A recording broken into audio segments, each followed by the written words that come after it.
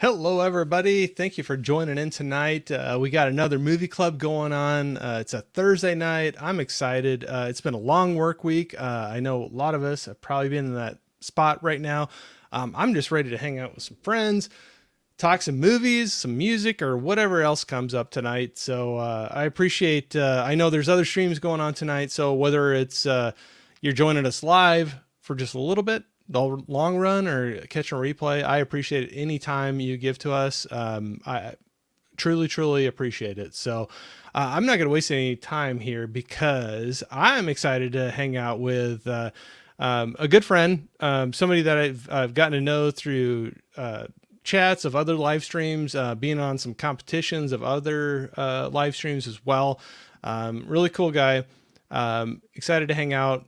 We're going to be talking about all kinds of stuff tonight because a lot of his interests that he throws out on his channel really cue into things that I like as well. We're going to dig into those. We will get to our movie tonight, so be patient. But I know him and I are both some pretty good talkers, so we're going to have some fun tonight.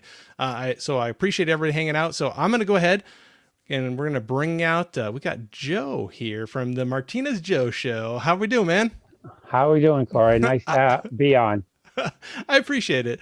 No, I say this every time. I have so much fun. People that I've gotten to just start chatting through other people's live streams, just in the chat, getting to know a Hmm. little bit, chatting through your videos you post, or being on live streams together on other people's Hmm. channels. It's always fun to get to do something together and face to face, so to speak, on camera. But I appreciate you doing Exactly. this. I'm I'm glad to be on. I've been wanting to do it since the first one I watched. You said that before, and I truly am flattered by that. It's one of those things that when I started doing this, I didn't know where it was going to go, and where I'm at right now. Some people might not think it's much, but it's more than I could have hoped for, and I'm having a blast with it. So whatever happens from this point on, I've had a heck of a ride. To me anyway, and I Yep. appreciate you jumping in on it. I'm glad to be here. So I got to say right off the bat, there's so many things that I want to talk to you about, but man, every time I see you, you're on the couch there and you got the wall Yeah. behind you. But I know that wall behind you is just a small portion of what you collect and what you have Hmm. around. So you, and I think it's kind of like how I am with some things too, but you have a diverse collecting, like, uh, I don't know how to say it, but like what you collect, you're very diverse in it. It's not just movies or Blu-rays or DVDs or, um, what got you started in it? And is there any particular format, whether it's Blu-ray or DVD or vinyl, cassette, CD, whatever?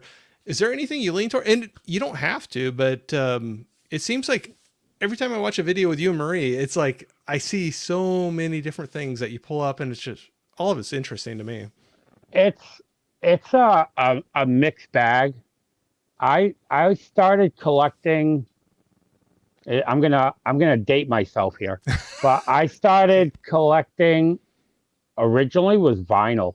I started collecting vinyl in 1980. My first vinyl that I ever bought was at Caldors, and it was Elton John's Crocodile Rock on 45.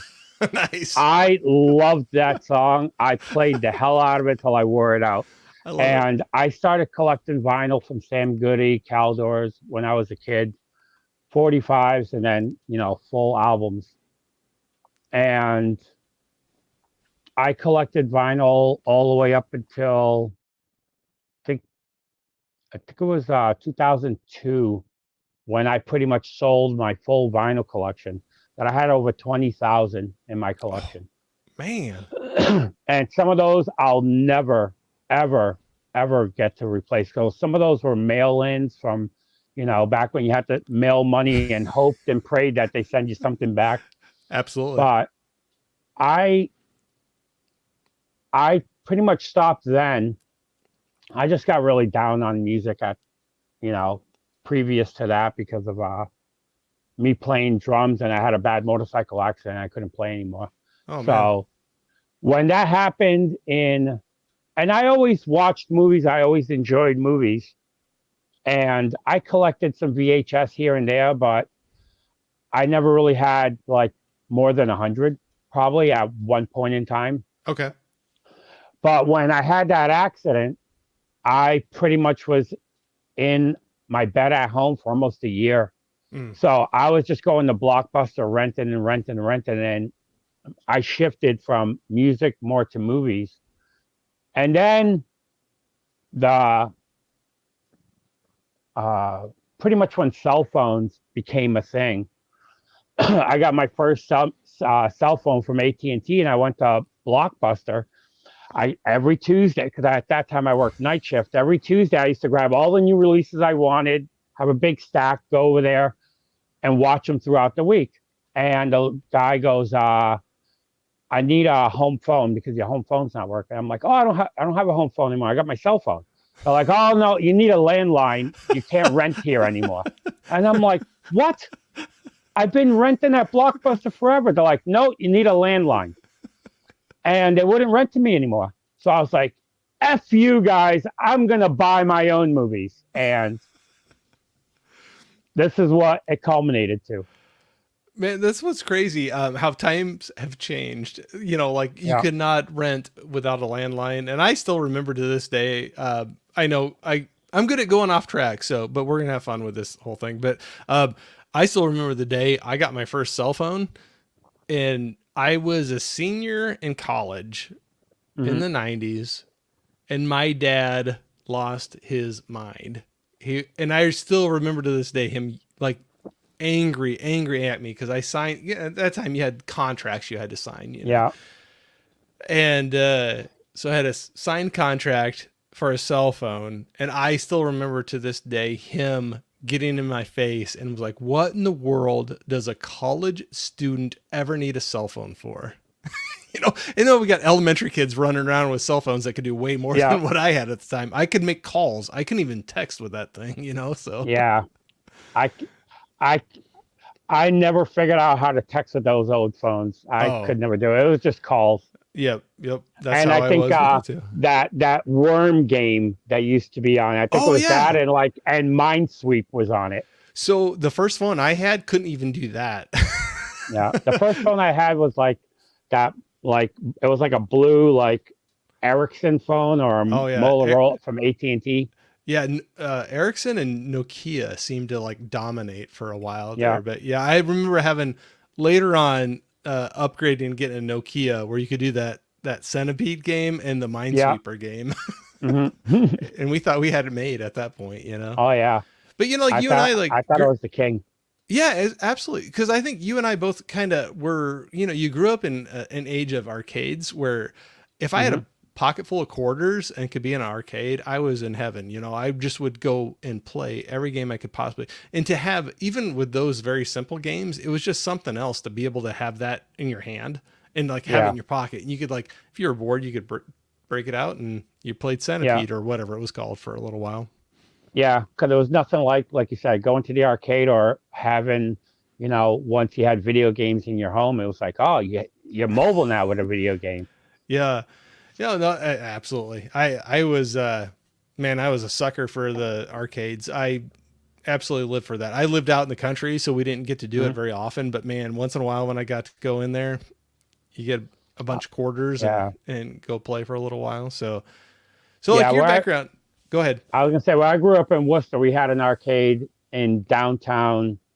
Uh, the town that I lived in was Worcester, Mass. That's like Okay. the third biggest town in Massachusetts. And I was at that. It was an arcade downtown, and I used to go there literally 3 times a week and just play and play and play. That was like your social time. Like you Hmm. went down there, you met people, you hung out, you played some games for a little while, and man, I had such a good time with that. But yeah, Hmm. until your quarters ran out, and then you're. Of course. But hey, we'll get jump in here real quick, but I know we got a bunch of people jumping in. I wouldn't mind jumping through the chat real quick. I try to do that. I'm getting a little better at it, but not as quite as good as a lot of people. But we got Johnny in here saying, "What's up, cool kids?" How are we doing, Johnny? Always good to see him, but can't wait to hear what Joe and Corey's thoughts are on this movie. We got some thoughts on this one. We I got have some thoughts. on it. Yeah, we got thoughts. I have them once in a while. I try. Jane Doe Latte. Hello, Mom. Hey, Corey and Joe. Hope you're both having an awesome day. You know Always. what? It just got a lot better here just a couple minutes ago. So, Yes, like I sir. said, I'm not just saying that, man, but everybody's got their jobs. You do the grind, you get through that. And it's kind of nice when you have something at the end of the tunnel that's like, Hmm. I'm going to hang out with Joe, talk some movies, and we're going to have some cool people jumping in the chat and hanging out and talking. And that helped me through my Thursday, I guess. I'm glad. Yeah, absolutely. Saying hi to Johnny. Oh, that was me. There we go. And you. It's always fun jumping in and talking to people in the chat. Of course. We got Holland in here saying, "Hey, everyone, this is the start." Is this the start of Corrupting Corey? What part of it? The movie or Joe? I was gonna say it could be a little bit of both. I'm just joking. We got Dell in here saying, "What's up?" Hey, Dell. How are we doing, Dal? We got, yeah, that's right. We just had the other night Johnny doing his Hall of Fame stream with Bob. That was cool to see. Mm-hmm.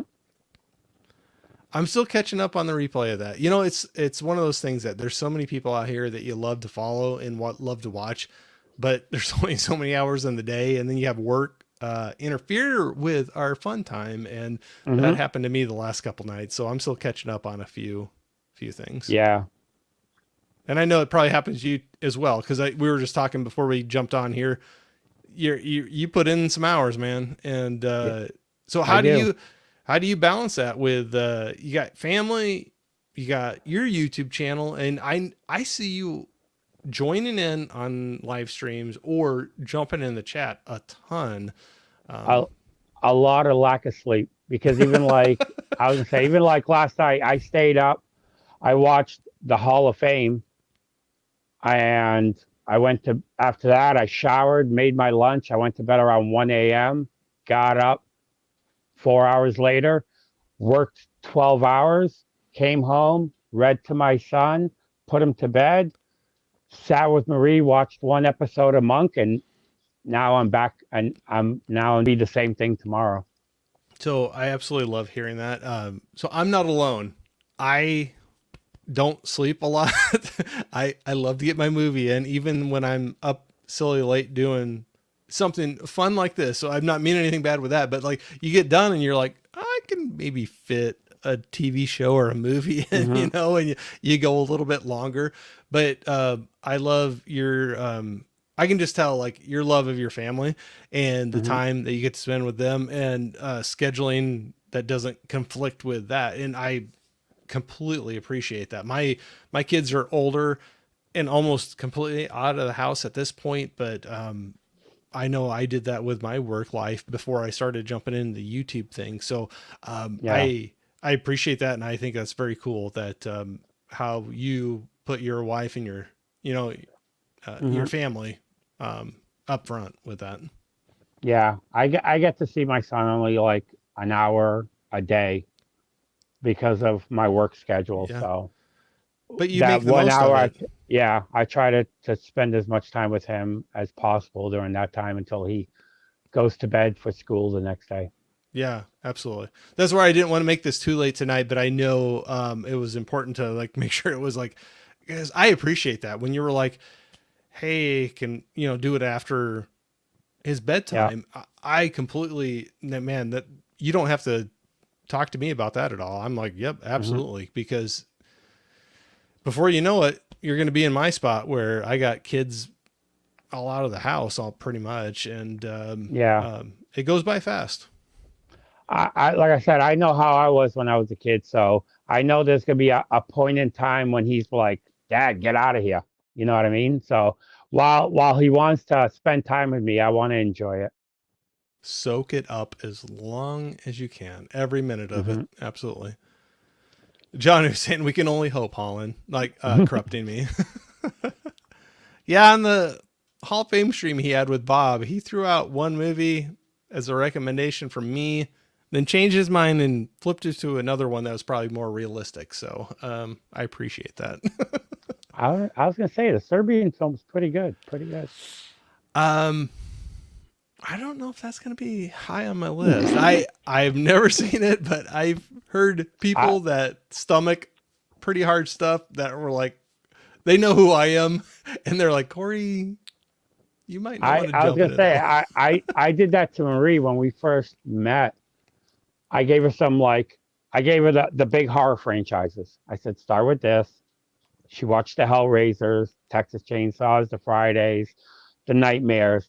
I'm like, okay, you did all those the Children of the Corn. You did all those franchises. Say, okay, here's Salo, here's the Serbian film, here's Gosh. Grotesque, and I gave her like 6 torture porn movies, and I said, okay, watch all of these.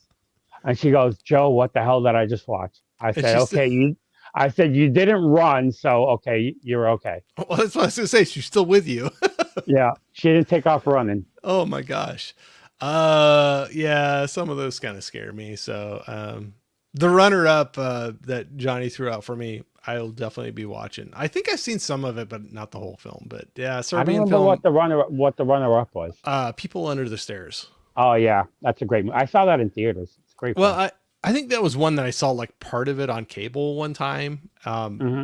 So I know I've seen a bit of it, but I have not just sat and watched it all the way through. So, but I do know that will be one that is much more appreciated on my end than Yeah, Serbian film.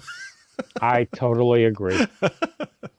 Serbian film uh, is not for everybody. yeah, absolutely. From what I hear, Mm. Movie Hunter 2020 saying, "Hey, evening, everyone. Thank you for jumping in here, saying hi to each other. If I miss anybody's comment, I apologize. I'm kind of gonna run through here real quick. I know there's a lot of highs back and forth. Got Movie Collector Maniac saying hello, hello, hello. Hello to you, sir. Appreciate you jumping in. So I'm just running through some of these, and we got Bonnie in here, Mama Blu-ray. Hey, Bonnie. Always love seeing you in here. I appreciate it. Saying hi, Johnny. We got highs to Bonnie. Hey, Corey, you're late. I know. I know. So the way it runs in my household, I don't know how it is for everybody else, but we kind of have a running joke that if we don't show up late, we're not showing up at all. So I don't mean to, and I appreciate you all hanging out and putting up with me being late, but that's kind of how things roll sometimes with life. So we got Marie in here. Look at that. We got, hey everyone, I rewatched Eden Lake with Joe last week. Would have been fun to chat. Have a good one. So I probably read that really wrong. Would have a, You probably did. I'm bad at reading. So Marie, thanks for jumping in here. And is she watching right now? Yeah, I have it on in the TV in the living room for her. Okay. So Marie, thanks for jumping in here. I appreciate it. So I'd be interested later when I know I meander around to the movie, but when we finally get there, I'd like to hear what she thinks about it too. Saying hi, Yeah, everybody. I'm really curious what you thought of it. Do you want me to spoil anything just to give you a hint or just wait? We can wait. Okay. Okay. We got Miss Jess in here. Jess, how we doing? Joe can talk. Hope everyone brought a snack and drink. So Joe can talk. I can talk. We're gonna be good. We're gonna be good Hmm. tonight. So, but that's what I love. You know, it's like you're excited to talk about things, and that's what makes it fun. Yep. Saying hi. So we'll run through some of these real quick. Hey Jess, we got Tony in here. Basement Blues. Thanks for jumping in. Tony. Always good to see you. Adam, the movie hunter. What's up, everyone? Working, How but we I'll doing, try to Adam? listen in. Hey, I appreciate it. No worries, man. I know how it goes. The last 2 nights, I had so many live streams I wanted to jump into, and I had work functions that chose other paths for me. So I'm hitting some replay. So, hey, if you can jump in and listen, I appreciate it. If it's replay, hey, it's cool too. So I appreciate it, man. Saying what's up. Hey, Tony, Jess, Adam. Sorry, I know I'm bad running through these, but it's fun seeing everybody talking to each other. Holy Oats. Hey, Johnny. Hey, Holland. Hey, Johnny. We got Draculina in here. Hey, Caprice. How we doing? Hello, my darling. So excited to talk Eden Lake. Thanks for joining in. Saying hello. Sorry if I'm really behind on this. I'm bad at keeping up with the chat sometimes. Yeah. So thanks for hanging in with me, man. I was going to say, if I did live streams, I would be horrible with the chat. I'm still working at it. I'm still a rookie. I am still a rookie. I will admit that. But I'm kind of waiting for some time for somebody to say, like, you can't use that excuse anymore. It's been too long. You can't say you're a rookie anymore. And then I'll be in trouble. Saying hi to Caprice. Everybody's loving seeing her jumping here. All right. Sorry. We'll run through some of these and we'll put a pin in it here pretty soon. But have fun, boys. It's going to be a long chat, I'm sure. Hey, fun, long and fun. We'll have a good time. Yep. Del was saying, I used to love Sam Goody. We never really had him around us. We had a few different chains. Some of them are kind of regional, but I know what Sam Goody is, but we really didn't have him around where I was at. But. Yeah, around here, and I think it was just an East Coast thing, was a place called Strawberries. I don't know that one. And yeah, we had a bunch of them in Massachusetts, and they pretty much all disappeared.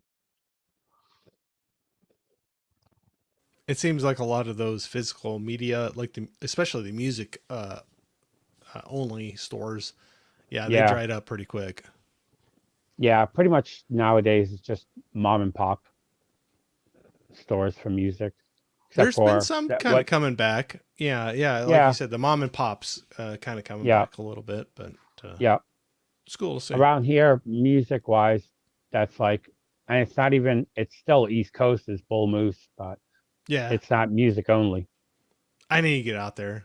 I have so much fun I've seen you in quite a few different videos being out at Bull Moose, and it's going to be a haul for me, but someday I'm going to make the pilgrimage and go out there because it's fun to support stores like that. So like earlier this year, I was able to go out and hit Orbit DVD in North Carolina, and that was so much fun. And some people were like, can't you go online and you buy this stuff from them? And I'm like, well, yeah, but it was like so much different into the store, seeing it late. Do you feel the same way? I'm the same way with Bull Moose.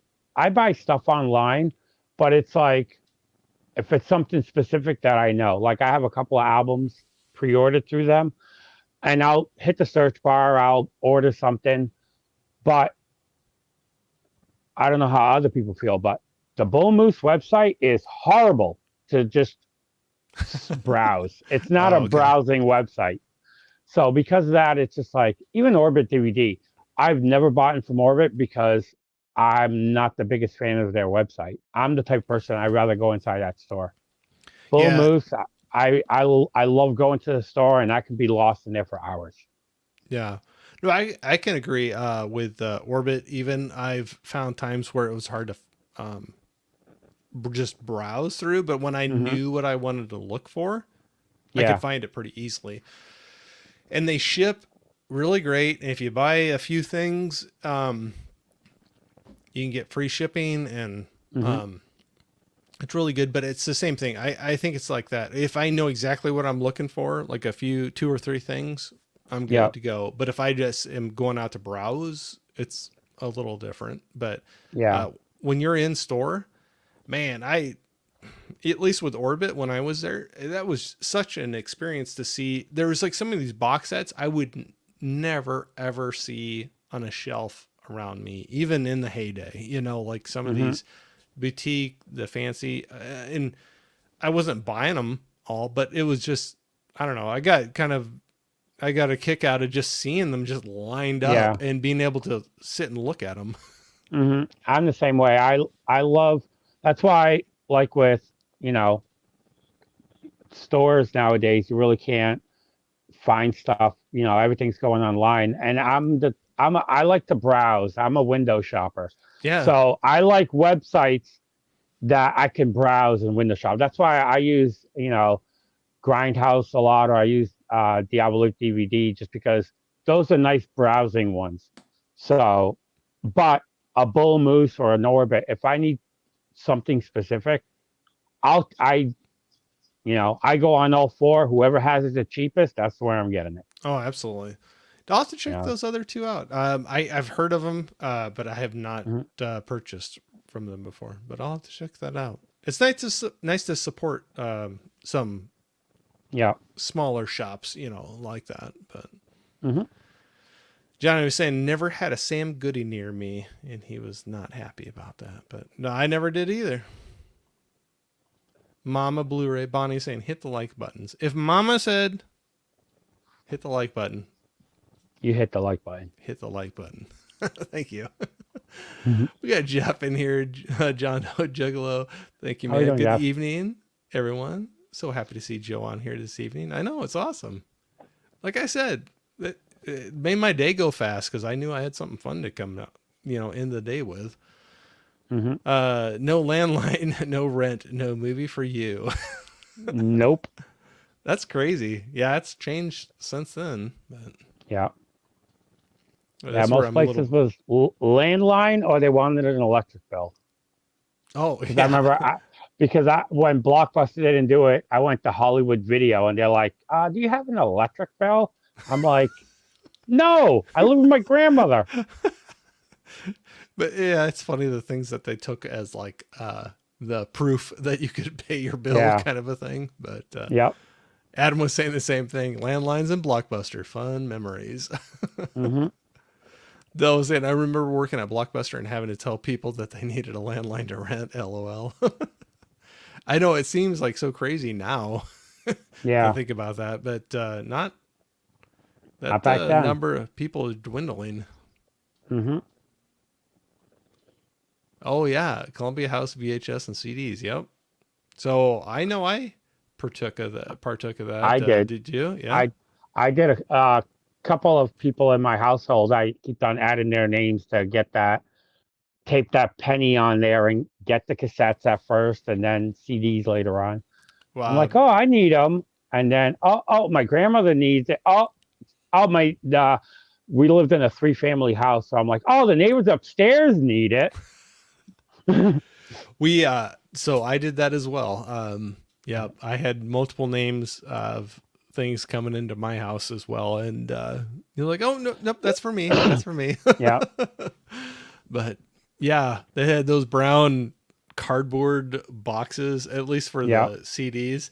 I didn't get Hmm. into Columbia House until the CDs, but I just remember they'd have those packaged up, and yeah, you paid the penny and you had to buy a couple extra, and then Yep. but yeah, you were always looking for somebody else to put their name down to do it. Exactly. Yeah, I started with them when it was still cassettes.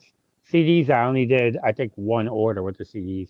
Oh, I was big on the CDs. I didn't do the. Yeah. I just don't think I was in a spot. I didn't hear about them soon enough. I Hmm. was pretty rural, and Yeah. but yeah, when I got into the CDs, that definitely I was hitting Hmm. them up on that. Mizzy is in here. Hello, Mizzy, saying what's up, Corey, Joe, and How we chat. doing, Eden, Missy? yeah, it's always good to see you, man. Saying Eden Lake's a good one. I'm holding back my judgment. I'm gonna wait. I'm gonna wait. I'm trying to have a poker face on it. Hi to Mizzy. Holland saying Mizzy. Snake game. Oh, okay. This is how I know I'm far behind. But yeah, Snake game on the game on the cell phones. That was always fun. It We were was. talking about that. But Johnny's still recovering from the all sour cream videos. Yep. He loves his sour cream. I, Texting on those I, old phones. Oh, go ahead. I was gonna say, speaking of sour, I could still taste that in my mouth. I was like, what was I thinking? That's funny. That's funny. I was watching the replay and I was like, I don't mind sour cream, but I don't know if I could just straight up just have sour cream. I don't mind sour cream, but when I did that video, I made sure Marie went first. I didn't tell her what I was gonna do, and I was like, I cracked it open without her knowing, and I put it right over here on top of my vinyls. Yeah. And I did the video, and originally I was gonna squeeze it, put it in my mouth, and then I was gonna squeeze it again and splatter it on my face and start having a Steve-O jackass moment with it. But right when it went into my mouth, I lost it. I was like, oh my God, this is so bad because it's so much. And if I would have tried to keep the gimmick going, I would have been like Reagan and pea soup. It would have just went everywhere. And I said, Bob, if I would have thrown up, I would have sent you the video just as it was. So you were just trying to help him out. Yeah, exactly. Oh, I saved couldn't. on everybody getting sick on stream last night, watching me throw up. Oh, I couldn't have done that. And I don't mind it, but yeah, straight up, no, probably not. Yeah, same. Jeff was saying T9 text. I don't miss it. Yeah. Well, my first phone, you couldn't even text. So that's how I'm dating myself. So I want to say I had a friend of mine when I was in high school. He had the old brick phones that had the big battery that you had to carry around. And his parents got it for him. And when you took the receiver off, it only had 3 buttons on it: ambulance, police, fire. Yeah. That's all that was on it. I still remember some of the plans. They would do like you pay and you got 15 minutes a month. Like you paid by the minutes. And you could have like 15 minutes a month. And there were so many people I knew that they would like they were traveling long distances in college, and for their folks, like they would call and the parents would be like, they'd pick it up and they'd be like, I'm here. And they'd hang up, like right away. There was no talking. It was just, okay, I know they're there, but you had 15 minutes for that month. That's so bad. Oh, I know. Mika's in here. Hey, Mika, saying, hey, Joe. Hey, Corey. Thank you for joining. How are you doing, Mika? Always love seeing you. And we'll say hi to Kira, too. I always, I know. And Kira. When one is around, maybe another one is, but. Exactly. Saying hi to everybody. Mika. Everybody loves Mika. Going through there. Oh, yeah. She was one of the, when I met her, I was like the most excited to meet her the first time I ever met her. I want to meet you and Marie in person. Like there's so many people. I have a long list, but I would say, I agree with you. Mika and Kira would be right up there where I would love to meet them in person. Yeah. When I first met them, we went to Bull Moose, and then we went to, it's not Longhorn, Texas Roadhouse. Oh. And me, Marie, my son, and Mika and Kira all sat at the booth, and I talked both of their ears off the whole time. And I just I really had a blast with them. And I always say I want so badly to hang out with them again. I really enjoyed my time with them. I would love to do that too. I'm a broken record on this, but I don't know how you can talk to the two of them and not have a smile on your face. They both are like positive and energetic, and I love them both very much. We got Coco in here. Thanks, Coco. Say hey, everybody. We love Coco. Joe and Marie and Corey, of course. Absolutely. Coco and Brian, I'm pretty excited. They just hit the 1K mark. Yeah.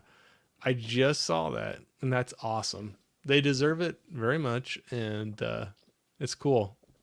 1K and going. Don't stop. Keep going. Saying hi. Okay, sorry. I know I'm running through these here real quick, but I always love this. So I hope I don't bug you too much running through the chat here. Not at all. Nothing. I'm very laid back and easy going, so nothing bothers me. Then we're gonna get along grand. I always love that's one thing that I love most about. I've kind of leaned towards the live streams is having this interaction with people. Jumping in. But yeah, saying congrats to Johnny on the Hall of Fame. Absolutely. Joe, we still need to go vinyl shopping. Got to make it happen this summer. Yeah, we definitely do. So you got it laid down. Yeah. Vinyl shopping with the twins Hmm. this summer. So would Yeah. that be I a would, Bull Moose, or what's a good vinyl shopping spot? um, near where they live, because they only live like 20 minutes from me. And there's a place called right in Worcester on Main Street, right next to the Worcester Palladium. There's a place called Joe's Albums. That is a really good place. They have a very diverse collection. Yeah. Well, I like Bull Moose for vinyl, but they're more hipster kind of top 40 kind of music.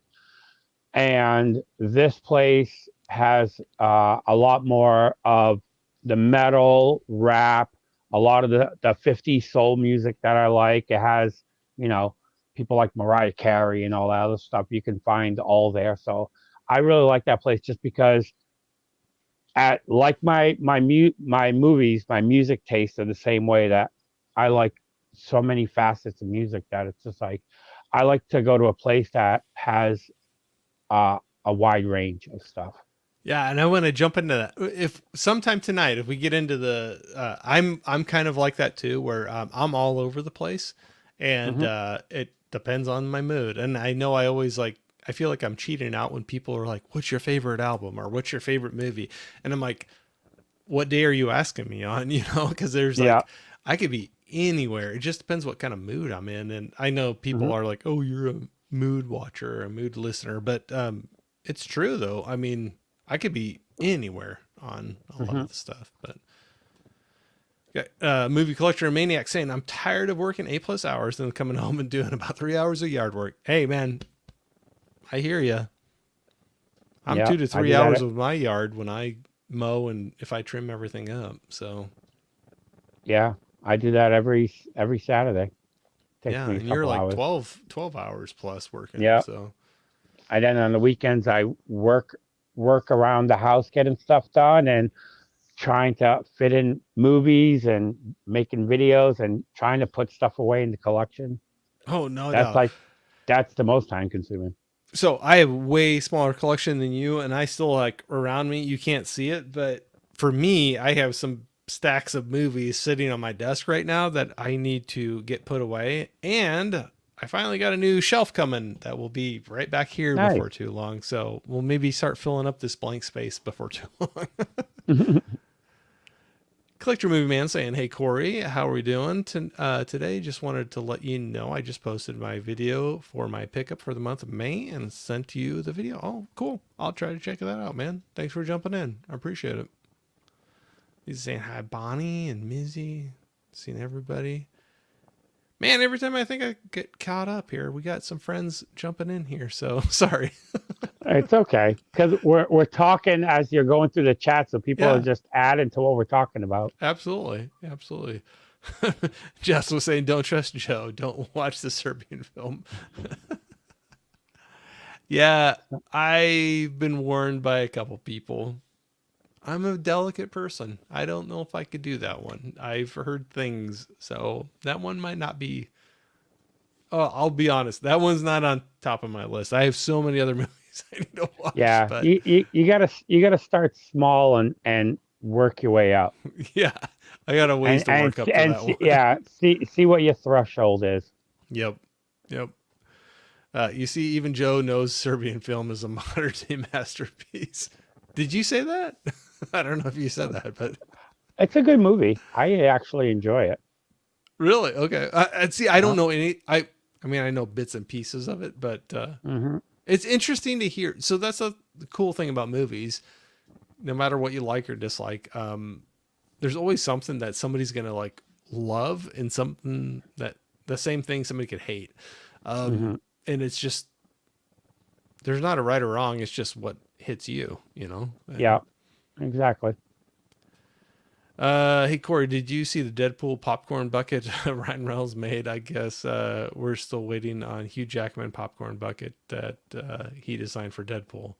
I did see a little video for that. I know they're joking around. I would not buy it probably if it truly is a thing, but I don't know if I need. I don't have enough room in my house, so thanks, Coco. I'm still not worthy though. No, that was cool that you got your Hall of Fame stream, man. I It was Hmm. cool to. I'm still watching through it, but it was cool to see. We'll make it happen. The vinyl trip. I think Mika was saying. Yep. Have a good night, Corey, and have an awesome dreams stream. Okay, cool, man. Thanks for jumping in when you could.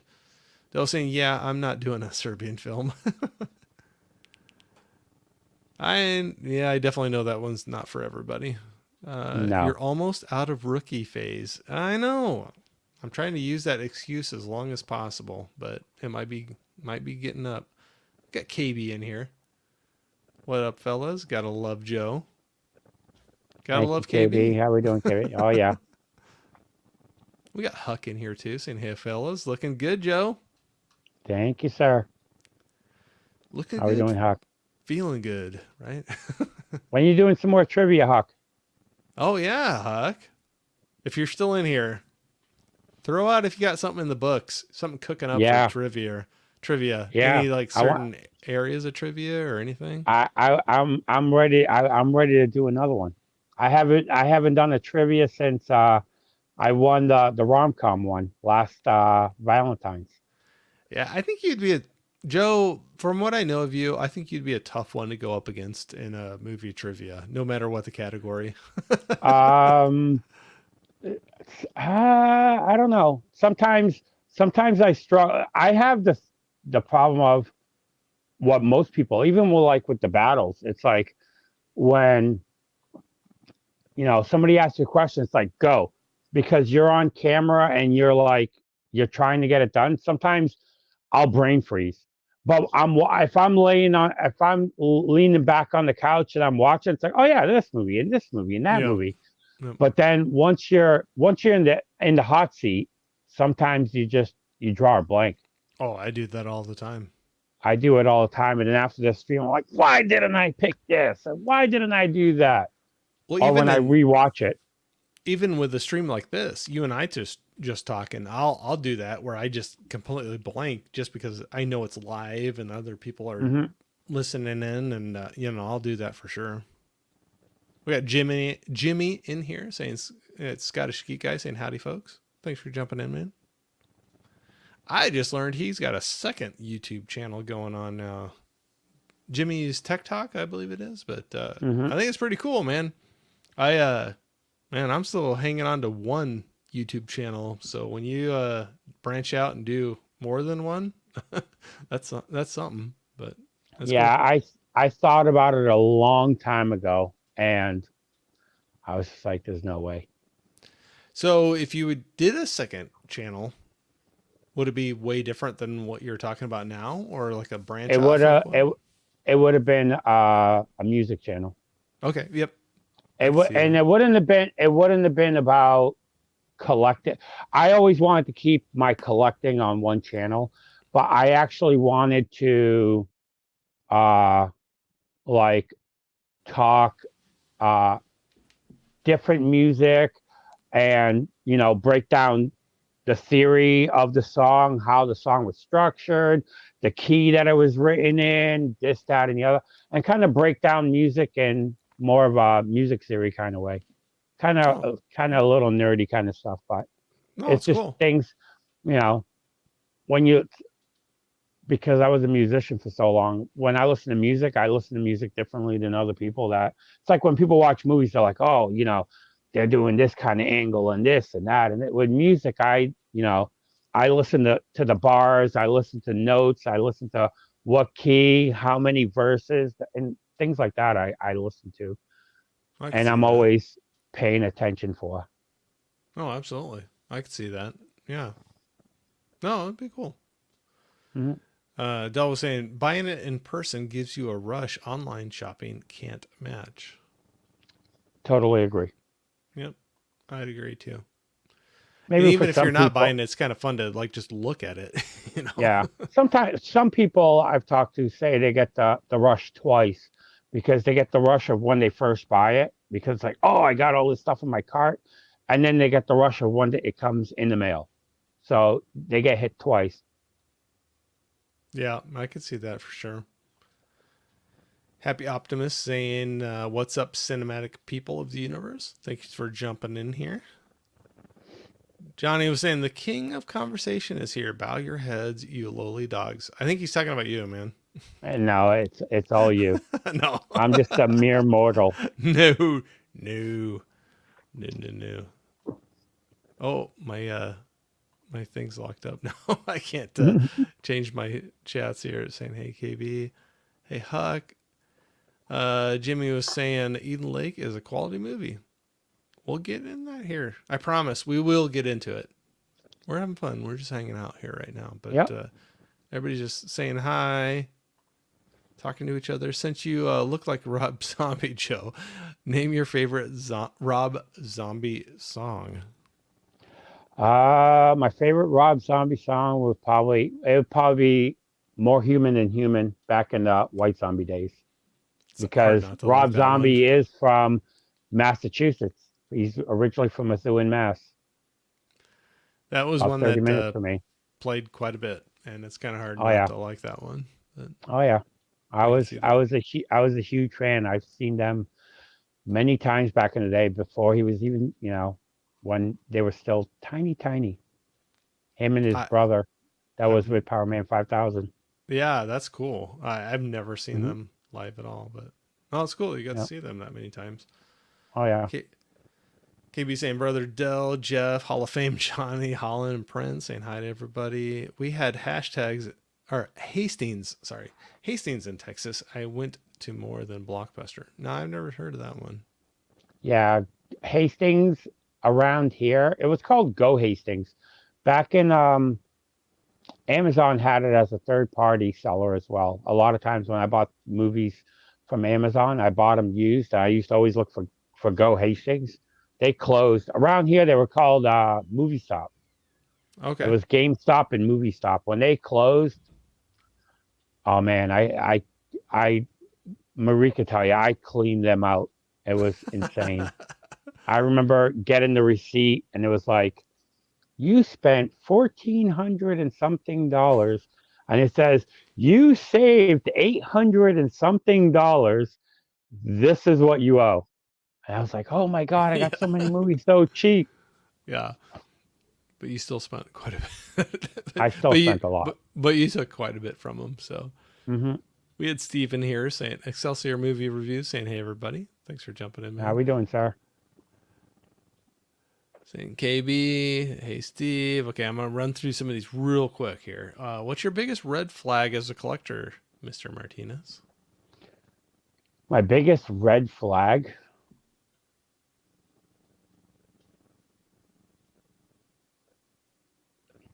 I um I don't really have any red flags per se as a collector. I don't the only red I don't even call it a red flag.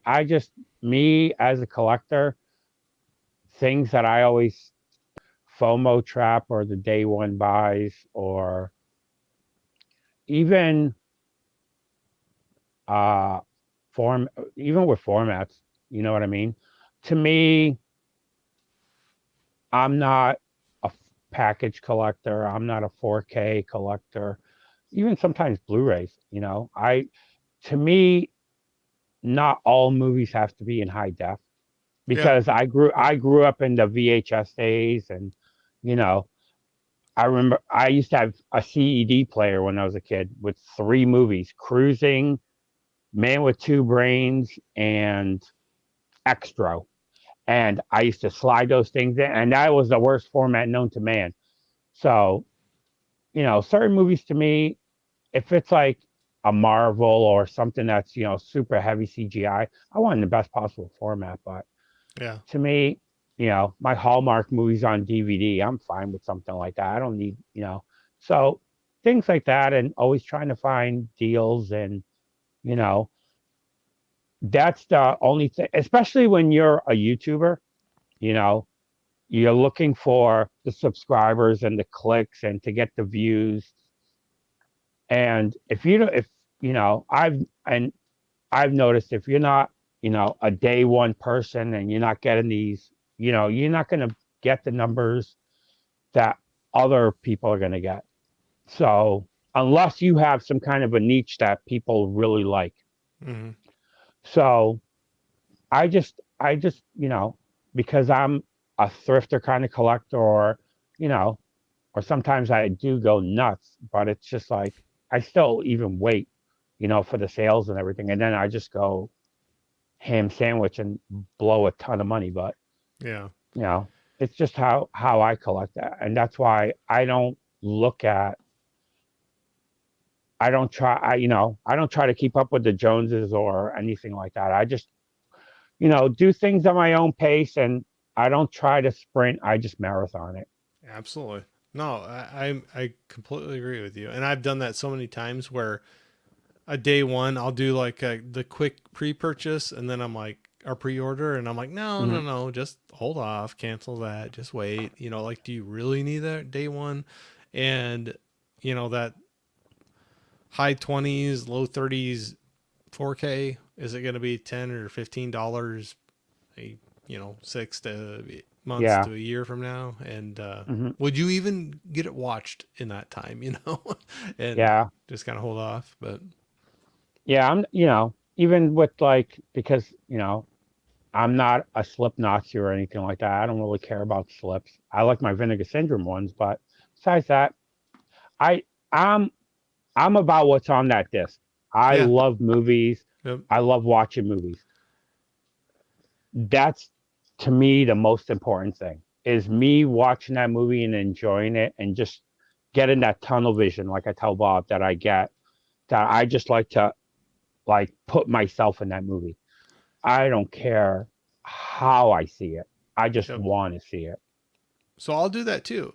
That's a perfect way to describe it, the tunnel vision. When you just get into the story that's being told, and whether it's on DVD, VHS, Blu-ray, 4K, whatever, if it's a good story and you're just in it, like I've had a bunch where I started picking up a couple DVDs that were just ones that they're still stuck on DVD, or so far anyway, they don't have a Blu-ray or 4K. Hmm. And I'll pop that thing in. I know it's probably not the greatest visual experience ever, but man, I just get into the movie and you forget about it real quick. And then, Yeah. I have fun with it. And I wasn't like, at the end of it, I wasn't like, oh man, why wasn't that Hmm. 4K? I just was like, well, that was a good movie, man. I was glad I got to rewatch that. Yep. Totally agree. Mika was saying we had such a great time with you guys, Joe. I I I'm happy to hear that. Like I said, the last time I met up with them, it was when Bob and Tim and everybody came. We hung out with them probably for only like 20 minutes because they had things going on, Oh, sure. and I was bummed. I'm like, oh, really? You got to leave? I really wanted them to stick around. Someday I'll have to Hmm. venture off to the East Coast and come do that. Get to meet up with all y'all. It'd be fun. Hmm. Oh, Happy Optimist is saying vinyl recommendation for me, Joe. Any genre, artist, album, hit me. Um, Oof, it That's that hard. varies. I was gonna say that varies because it comes to mood, and you know different types of music. Me, some of the my favorite vinyls that I have is like my Linkin Park Hybrid Theory, my Sam Cooke Essentials, one that I have, um, my Hard to Hold soundtrack, my Streets of Fire soundtrack. Those, to me, are like my Madonna's Like a Virgin. I love listening to Deftones Around the Fur. Um, my huge Metallica vinyl box set that I have over here are ones that I can listen to and just constantly, I mean, wear the grooves out on if I wanted to. Those are ones that it's like I listen to like all the time. So it's kind of funny. I've told this story before, but you threw out, when you were naming some of those off, I heard some blues in there, and Hmm. it was funny. Oh, it was probably a year so ago, and I've told this story before, but John Lee Hooker and Canned Heat did an album together, and they called it Hooker and Heat, and Hmm. I bought that from store selling vinyl and with my PayPal, and it got rejected because Wow. they tagged the hooker in heat tagline. So I always have like a laugh about that, but I was like, I didn't think I was buying anything that risque, but it canceled the order because they saw hook. It was John Lee Hooker and Canned Heat, and it's a great Hmm. album. But I would say one of my favorite blues albums, and was so I actually sent the song to KB a while back to listen to it because he never heard it, and it's Joe Bonamassa and Beth Hart live in Amsterdam, and it was a Record Store Day exclusive back in 2010. I wasn't collecting vinyl back then again because, like I said, I got out of it for a lot of years, and I wanted that album, and it was like $250. But if oh I yeah, found it, I would have spent the $250 to buy that album. That's how much I love that album. And it Joe Bonamassa just re-released it this year on red vinyl through oh his yeah, website, and it was $39.98, and I was like, first day I was done pre-ordering done. that thing, and Like, it's a triple LP, and I love that blues album. I love that blues. Same I'll have thing with like movies. When I listen to that album, nothing else is going on around me. I'm just complete tunnel vision with that album. I love I, that album so much. I have not heard that one. I'll have to check it out. I like Bonamassa though. Yeah. Black Rock is one that I Hmm. really enjoy a lot. There's a couple others, and I'm blanking on the names, but Black Rock was like one of my first that I got exposed to him. And Hmm. man, if you ever follow him on Instagram or anything, it is crazy his guitar collection that he Oh, has. his guitar. I saw the YouTube video he did for Gibson. I Oh think it was gosh, when he went to his house and he was showing them all the guitars. Oh man, I was losing my the mind. the dude has And like I don't even play guitar. I know it's the dude has like a warehouse where he like Hmm. that is environmentally controlled, that he doesn't have enough room at his place to keep all the guitars that he has, but he has like these No. like crazy like, oh, this is a 62 Gibson's Yeah. Strat or what, what Hmm. I Yeah. I know enough to make me sound ignorant when I talk about it, but it's like he has these, and he has like original sales receipts with him and everything. Yeah. And I was like, man, so talking about physical media collecting, like physical, like musical instrument collecting, he's got, he could open up just his own museum on guitars. Yeah. it's, Just the it's guitars he has. crazy. Yep. No, it's awesome. Huck said, I heard the call. Trivia is coming soon. Hope so. I know it's a lot of work to put together, Huck, but Yeah. everybody loves them. People love them. Coco is saying Joe and Marie rocked our worlds on a couples trivia night on Huck's channel. Joe was rattling them off like crazy. I could I see you doing that. I could see you doing I was that. gonna say, most people, like I've always said, most people know me as the horror guy, but I am so much more. With my music and my movies, it's like I'll smoke anybody like a cigarette when it comes to rom com. It's like Oh yeah, I know my rom com. The only person that, because me and Bob have talked, Bob likes rom coms like I yeah. do, and we'll ramble off rom coms like that most people wouldn't know, and we can just sit there and ramble off about them because I love rom coms so much. Rom com and Hallmark movies. Rom com, Hallmark movies, or romantic films. I was gonna say You know, you're all over it, but I mean that in a good way. That's awesome when you're just not like, yeah, this. I'm not just here. I'm here. yeah. I love it. Johnny was saying the trivia game is coming. You say, sounds like he's ready for one too. We There all you go, want it. Huck. There you go, Huck. And then Jeff was saying Joe's Music Theory. I'm there for it. It'd be cool. Hmm. Yeah, that's where you kind of have that. You're branching off from your regular, and like, do you put it on the same channel, or do you make a second one, or do you do it at all, or Yeah, it would. It comes down to something like that. I would put it on a second channel because it would be so different from anything else that I do. You know what I yeah, mean?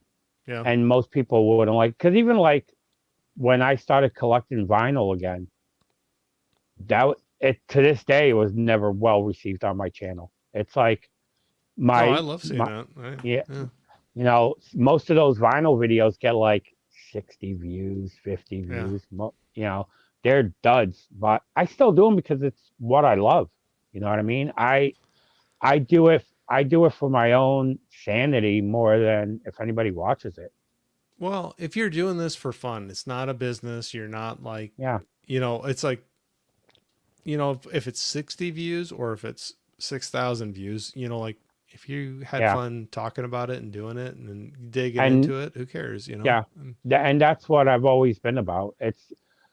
I've always said since day one, I never did YouTube for any reason other than to make friends and to talk with people. I've turned down so many review copies from Arrow and MVD and Mill Creek back in the day. I didn't want review copies. I don't want nothing for free. I don't care about any of that crap. That's cool. I wanted to have fun talking with people in the chats and making all the friends that I've made through doing what I did. You know what I mean? That's Oh, all that matters to me. absolutely. That's where I say right now, if I stopped right now, so I'll say this right now, like I have more subscribers and I'm very, very small channel. So I'm not like bragging, but like I have more subscribers right now than I ever thought I would have had. Like starting Mhm. off, like honestly, I was just going to be like, this is just me talking into the, the ether just to Yeah. be able to talk about it. Um, but I've met so many cool people like you and Marie. And I mean, there's so many people that, I wouldn't trade that for anything. So I'm like, if you said right now you would not go any further with subscribers, but you can meet some other cool people like this, I'm like, yeah, sign me up. I'd do it every day. Yep. It's fun to do it. Yeah. Subscribers never mattered to me, even back when I had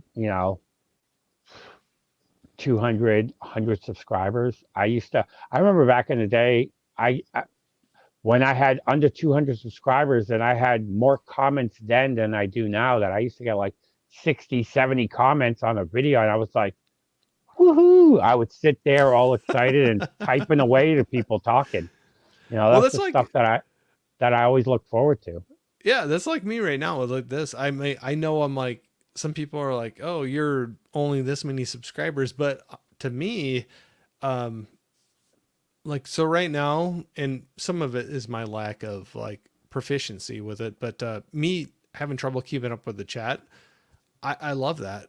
Like, I'll take that over subscribers, like, so Yeah. if you have a lower subscriber count, but an active base that is talking with you and wants to hang out, I'll take that any day over like 1,000 subscribers and nobody showing up for a live stream. So I was, I I, appreciate that.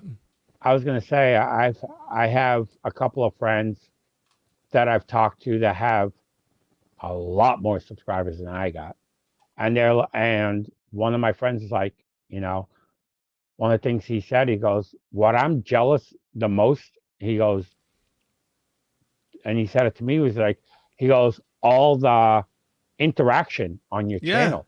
Yeah. He goes, I have more subscribers than you, I get more views than you, but I usually get one or two comments. Yeah. And he goes, you get less views and you have more comments. And I'm like, because that's where I put all my time and effort. Yeah. Yeah. You And it know, shows. It back shows. and it, and I'll never say that I was like the first one to ever do it, but when I first started YouTube, and I said this on many channels before, it was like when I watched YouTube back in the day, and I used to comment to channels, and they don't respond back, or you don't even know if they looked at it or liked it. That bummed me out. And I didn't want to respond to people or leave a comment because it's like, you're never going to read it. You're Yeah. just doing it to get your review copies or to get your monetization money. And, all that's, interaction on your channel and gives you more money. But it's like, I didn't want that. When I Yeah. started YouTube channel, I'm like, I'm going to make sure I comment to everybody. Everybody's going to get a heart. And if I comment and you comment and you comment again, I'm going to comment right behind it, Yeah. because I look at it as, if you took the time and energy to do it, I'm sure as damn well going to do the same thing back. Because, I look at it as, I've always treated my YouTube thing as a family. I've said it Yeah. on many channels Yeah. that everybody who's ever sent me anything, or I've ever sent anybody something, I send Christmas cards out to everybody. I mean, people that won giveaways 6 years ago that haven't commented on my channel probably in the last 4 years, every year I send them a Christmas card. I love it. And I love that. it's just something I do, Yeah. It's I love that. it's something that I enjoy. And like I said, I have an address book with everybody who's ever sent me anything. And every Christmas, me and Marie sit down and we go through it and make sure everybody that, every year we send them all out, almost over 100 of them at this I point. absolutely, I love that so much. But that's like, so when I'm talking about like, so we're talking about people even in chat or leaving a comment. To me, that's no different than if you and I are walking past each other out in public in the real world, and I'm like, hey, how's it going? Like, are you gonna say like, pretty good, how are you? Or are you just Yeah. gonna like put your eyes down and walk past me? Hmm. And it's just kind of a, I don't know. It's a nice feeling to have somebody interact back to you. So I Yeah. that's where I love the live streams where people chat in there. I try to do my best to keep up with it. I know I miss some of them, but I'm right there with you. Where that's a good feeling to have people that want to talk to you, and then you get to share that back to them. Hmm. It's a good, it's a good thing. It's like I said, it's what keeps me going. If I didn't have the interaction on my chats, or, you know, the talks that I've had with Bob and other people, I I honestly wouldn't do it anymore, Yeah, because it's not about, you know, everything that I collect. It's about the people I meet. That's what means the most to me. And if I'm I didn't have that, it wouldn't be no point to do it. I'm right there with you, completely, 100%. I completely agree with you. Happy Optimist was asking you, Joe, what's your movie you can't stand watching? That's another tough one because it could depend on the Ugh. day. To me, Marie's holy roller movies, What's one? as I call them, Marie's religious films. Okay. Um, uh, some of them are like over the top. I, So like sorry, religious, Bob, if you listen to this on the replay. so like religious horror or religious No, like like feel good, like feel good. like the God Is Not Dead or Okay. Fireproof, Okay. or Okay. I'm just I think to me they're too over the top, like a Hallmark film. Okay. You know what I mean? I But you don't like how you like Hallmark films though, right? I do like Hallmark films. Yeah. I don't mind films like that if it's not like, Too heavy-handed. yeah, it's not thrown down your throat. Yeah. Yeah. Yeah. It's Yeah. like, there's some films that I have in the collection that are religious films that I don't mind them, because it's not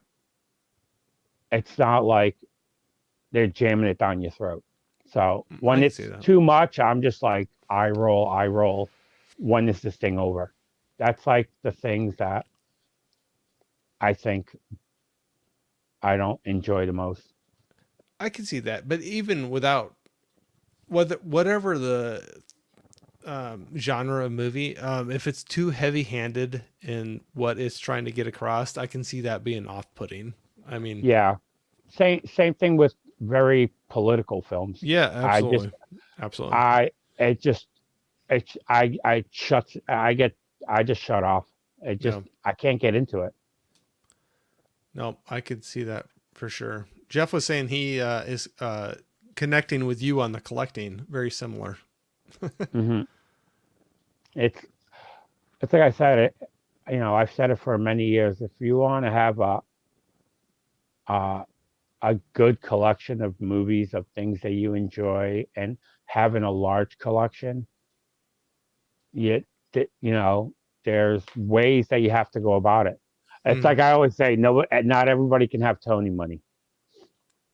Well, and or not everybody has done it as long as him too. You know, like I mean, Yeah, like where yeah, if I had to go out and like buy everything he has right now today, you know, that's a huge sum of money. But you know, when you do it over, you know, some people, periods of time. yeah, Yeah, Tony's been doing. I know, like he's been doing it over, and I'm not saying you're not either, but like you've done it over a long period of time too. And there's a lot of people yeah. that probably can't match your collection day one because Hmm. you have just loved it, and I know Tony has loved it as well. And it's like Yep. when you space it out over like decades, Yeah, it's amazing what you can compile. yeah. Because like I said, movie like serious collecting. I started serious collecting in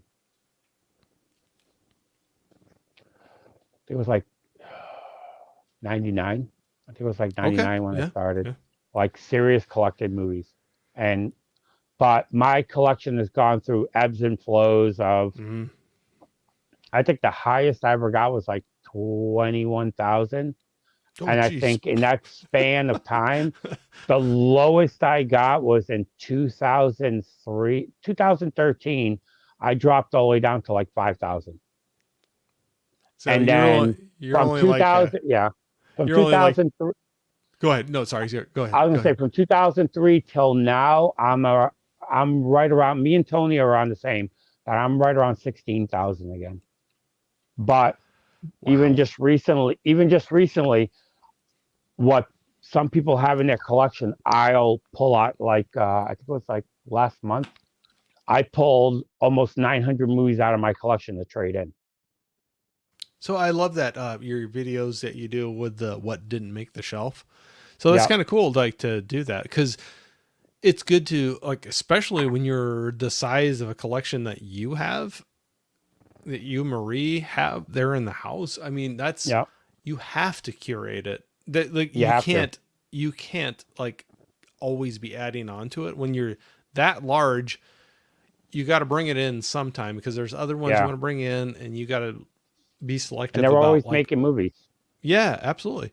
And you got to look at like, okay, am I going to watch this one ever again? Did I enjoy it? You know, like, uh, I think that's a good exercise. So that's like a cool, like, so you get a video out of it, but it's a good, like, collecting exercise to go through to be Yep. like, is it going to stay on my shelf? Like, and if it's going to stay on my shelf, why is it going to stay on my shelf? And like, ask yourself that question. And if you don't have a good answer for it, should it be traded in and get something you do want to have Yeah, sitting on because your shelf? even I've said it in a couple of it doesn't make the shelf videos. That it's like there's movies that me and Marie both gave 3 stars to that Yeah. we really enjoyed. And I'm like, and I've always said if my collection was smaller, I would keep that movie. But I have to let it go for the sole purpose of how big my collection is, and because of that specific style movie or what the movie's about, I probably have 20 others that I like more than that one that I'm going to pick over that one. Yeah. So for me to have that sitting on the shelf for 6, 7, 8 years collecting dust, and I'm watching the other 15 that are similar to that one Yep. that I enjoy more for a different reason, it's like why keep it? You know Yep. what I mean?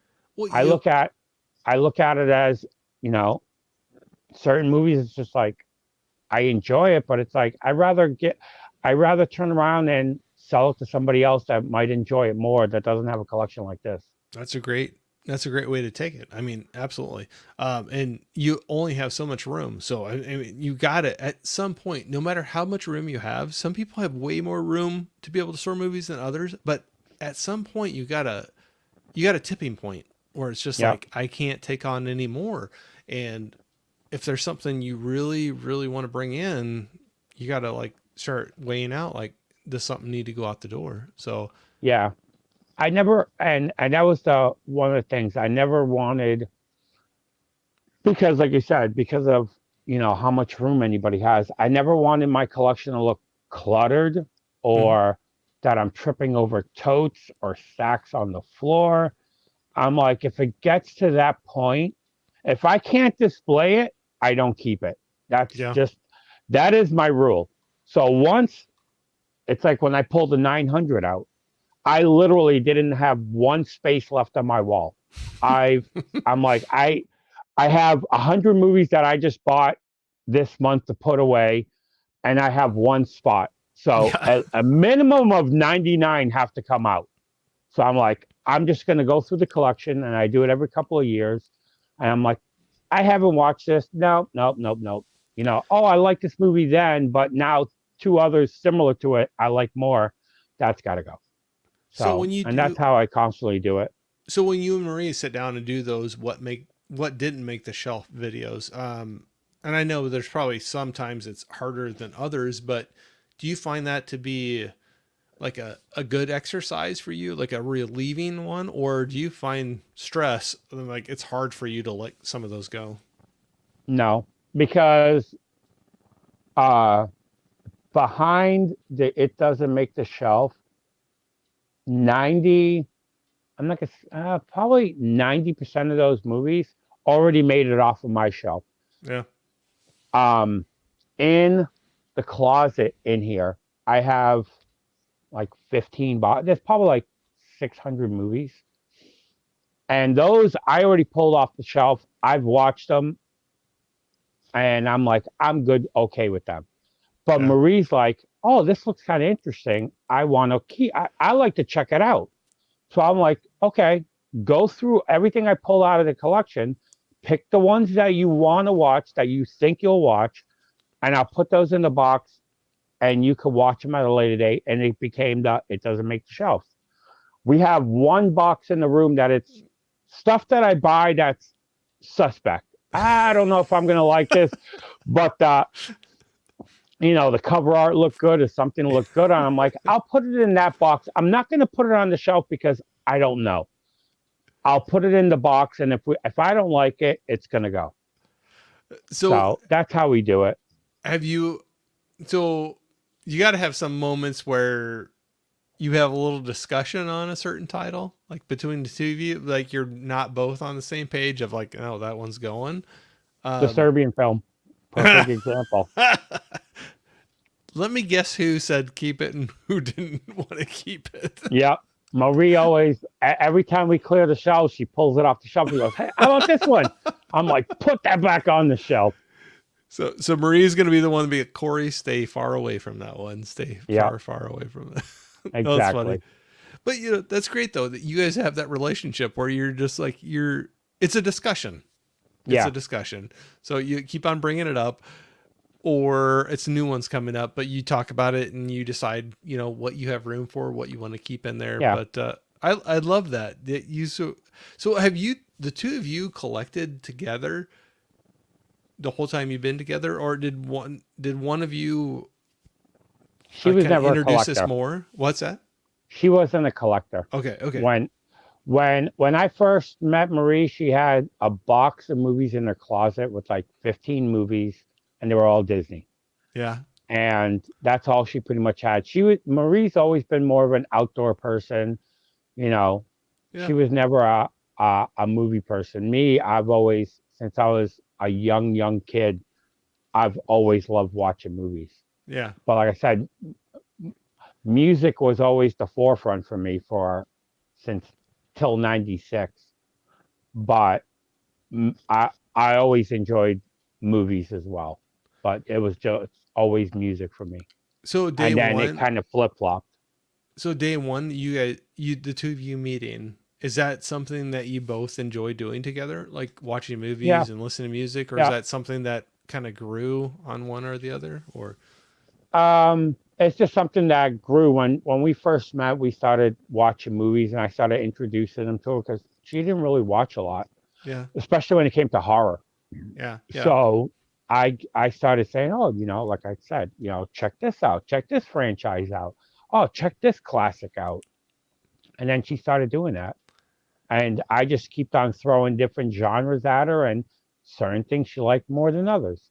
Yeah. She introduced me to Disney because before Marie, the only animated Disney I ever saw was Sleeping Beauty that I saw in the theaters in 1978. for the 50th, 30th anniversary. I saw it in '78. It was the first movie I ever saw in the theaters. Besides that, I never saw a Disney animated film. I always saw the live action ones. And now today, how many Bambi movies do you have in the collection? 73. I love it. I love it. I love 73 different editions. it. Okay, But so way off topic. Someday I would love to have a sit down with both you and Marie, whenever you want. and just like a random talk about whatever. But I love that when couples have the, even if somebody introduced one to movies or music, or but then you grow to love that appreciation of either one of them.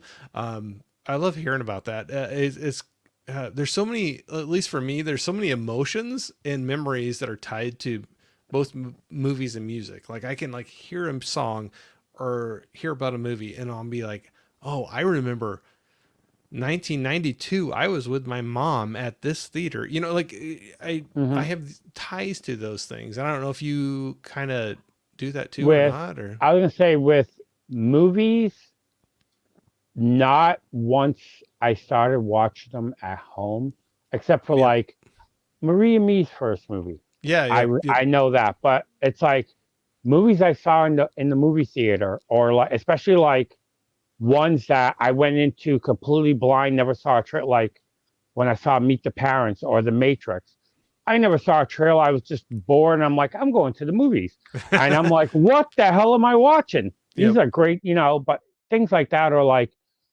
certain pivot points that happened, like the last movie I saw in the theater with my dad, or you know, yeah, different family members, something like that.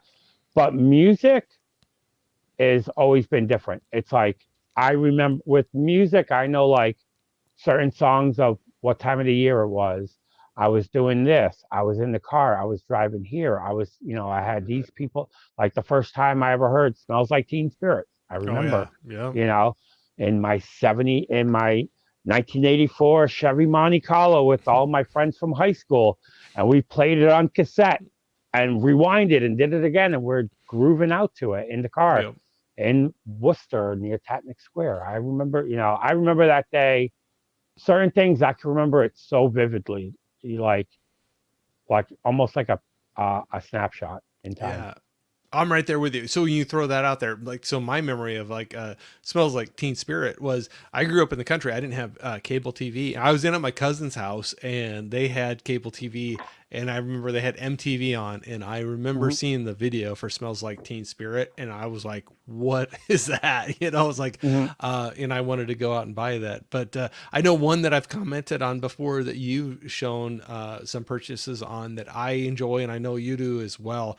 But it was crazy seeing, and I remember it at that time too, where you had that transition of like there was music videos from like the Black Crows Yep, going to I love the Black Nirvana. Bears. I love the Black Crows, but that was like such a, it was a cool moment where there was like so many things going on. So like on MTV, I just remember like you had like 1990 MTVs, like Black Crows going to like Nirvana. Like there was such Yep, a mix where Black Crows were kind of a throwback to like blues rock, and yeah, you had Nirvana doing like, we're breaking the rules and we're going to do something yep. new. But it was like a cool mix between those. Hmm. Yeah, it was a very cool mix. It was a good transition, depending on like in like the late '80s when like the Black Crows and all that came out. There was that blues kind of revival, but there was still a lot of people that were stuck in that. I would say like a C tier hair metal when Mm-hmm. like the Enough's Enough and Mm-hmm. Tough and the Wingers and all that were coming out around that. Warrant and Yeah, it was like the last wave of the hair metals. It's like yeah. a lot of people were sick of that, going towards the Black Crows, and Smashing Pumpkins just came out with Oh, Gish at that time, yep. and then Stone Temple Pilots was coming out with Core in 1990, and then Smells Like Teen Spirit. Just you know, You're because talking to even me, I think man. it was '89, I think Ultra Mega OK came out from Soundgarden. So it Oh was yeah. just like, it was a great time.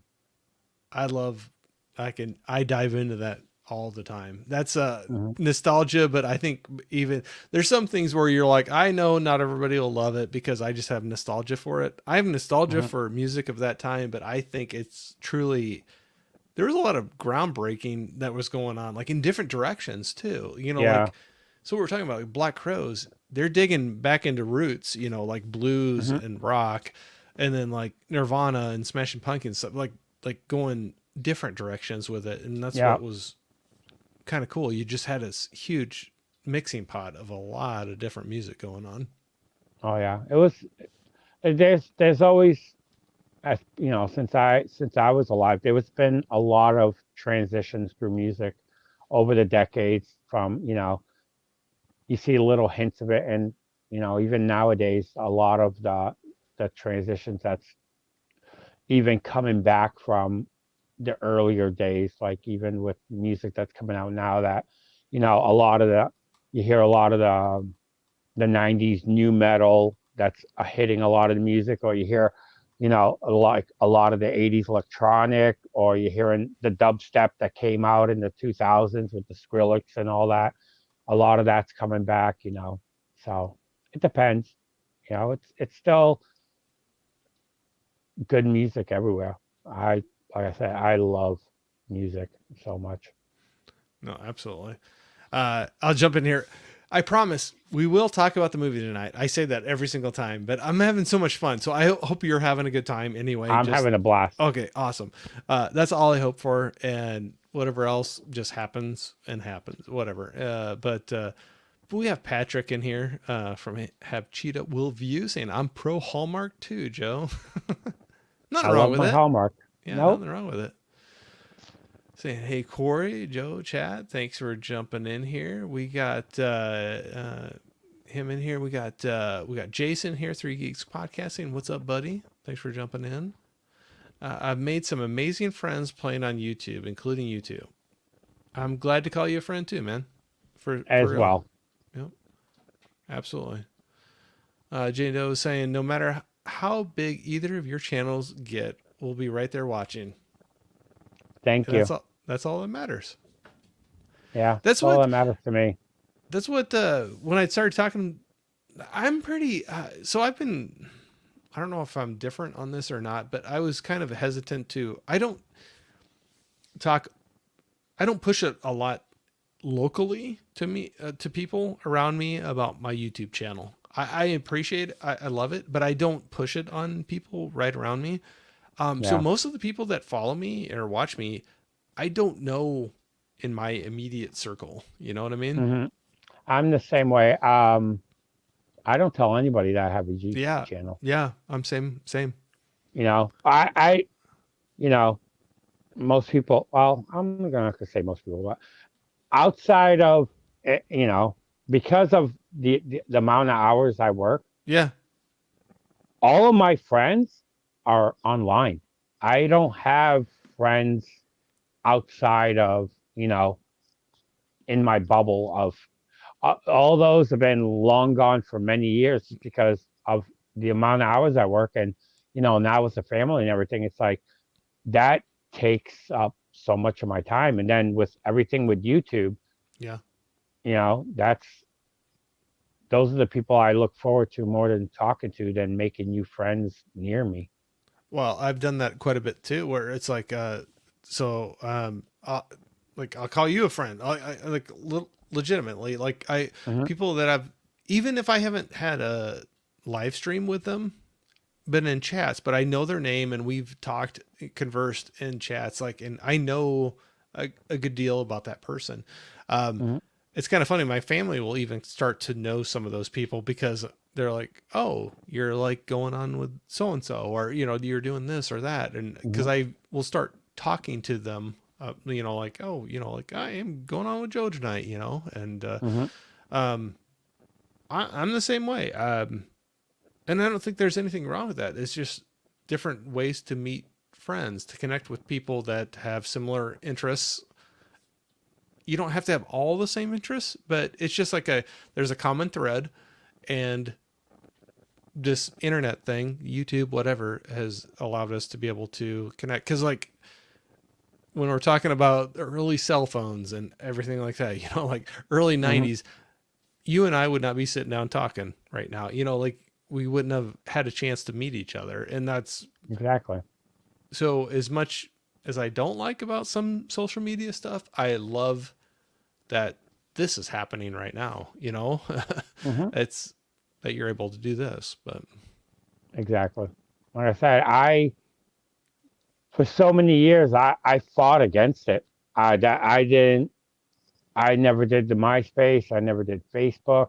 yeah, I I didn't get on YouTube. Not even YouTube. Instagram till 2016, I was and then I was later than that even. 2016 I got on IG, and then right after that I started YouTube. And I, the first person I ever met was Ken. Before he Oh, had a channel, I mean, I've known Ken the longest out of everybody for almost 8 years. if you're gonna meet somebody right off the bat, that's a great person to meet. I mean, Yep. But it was the first time I ever talked to him was when uh, Dollar General had the glitch sales. oh yeah. And that was the first time Ken reached out to me and started talking to me about it. And I don't even know who Ken was. And we just started talking. Well, that's a good person to happen upon. You know, I mean, Yep. him and yeah, they're good people. Him and Michelle, Mhm. for sure. Yes. Johnny was saying, I don't care what anybody thinks. Joe is one of the best guys on here. I'll agree. Thank you. I appreciate that. I'll agree. Absolutely. We got Brian saying, oh, what do we hear? Same here, Joe. It's preachy. Johnny's reaching for the remote. Well, it's like one of those things. Like I don't care. It's not saying anything against one message or not. It's just if you're too heavy-handed with anything, it's a Yeah. turn off. But for Agree. sure. Brian was saying, I feel the same way about religious films, Joe. And so I'll say, I enjoy religious films as long as they don't go heavy handed with things. And Hmm. that's like with any film, like we were saying, like you can go too far with anything and you're just like, Yeah. eh. Yeah. But Mika was saying, you have to make your collection your own. Yep, absolutely. Hmm. We got Sean in here saying, good evening, everyone. Thanks for jumping in. I'm probably way How are we behind doing? here. I'm good at falling behind on the chat. So, and I know we're an hour and a half in. We will talk about the movie. I promise. I promise. I promise. Saying hi to everybody. Love seeing that. You got to start sleeping on stacks of DVDs. Hmm. I don't know if I need to do that, but Toyologist saying Corey and Joe Show, what up? How are we doing, Sal? We all know Sal. Like he's a Oh good yeah. guy. I And I'm late to I the game on. I'll admit I'm late to the game on him, but yeah. he's a fun guy. I found Sal way been over a year and change now. And like I said, I have a picture right here on my wall of that he signed for me, and he Oh sent it to yeah. me. And I have it on my wall.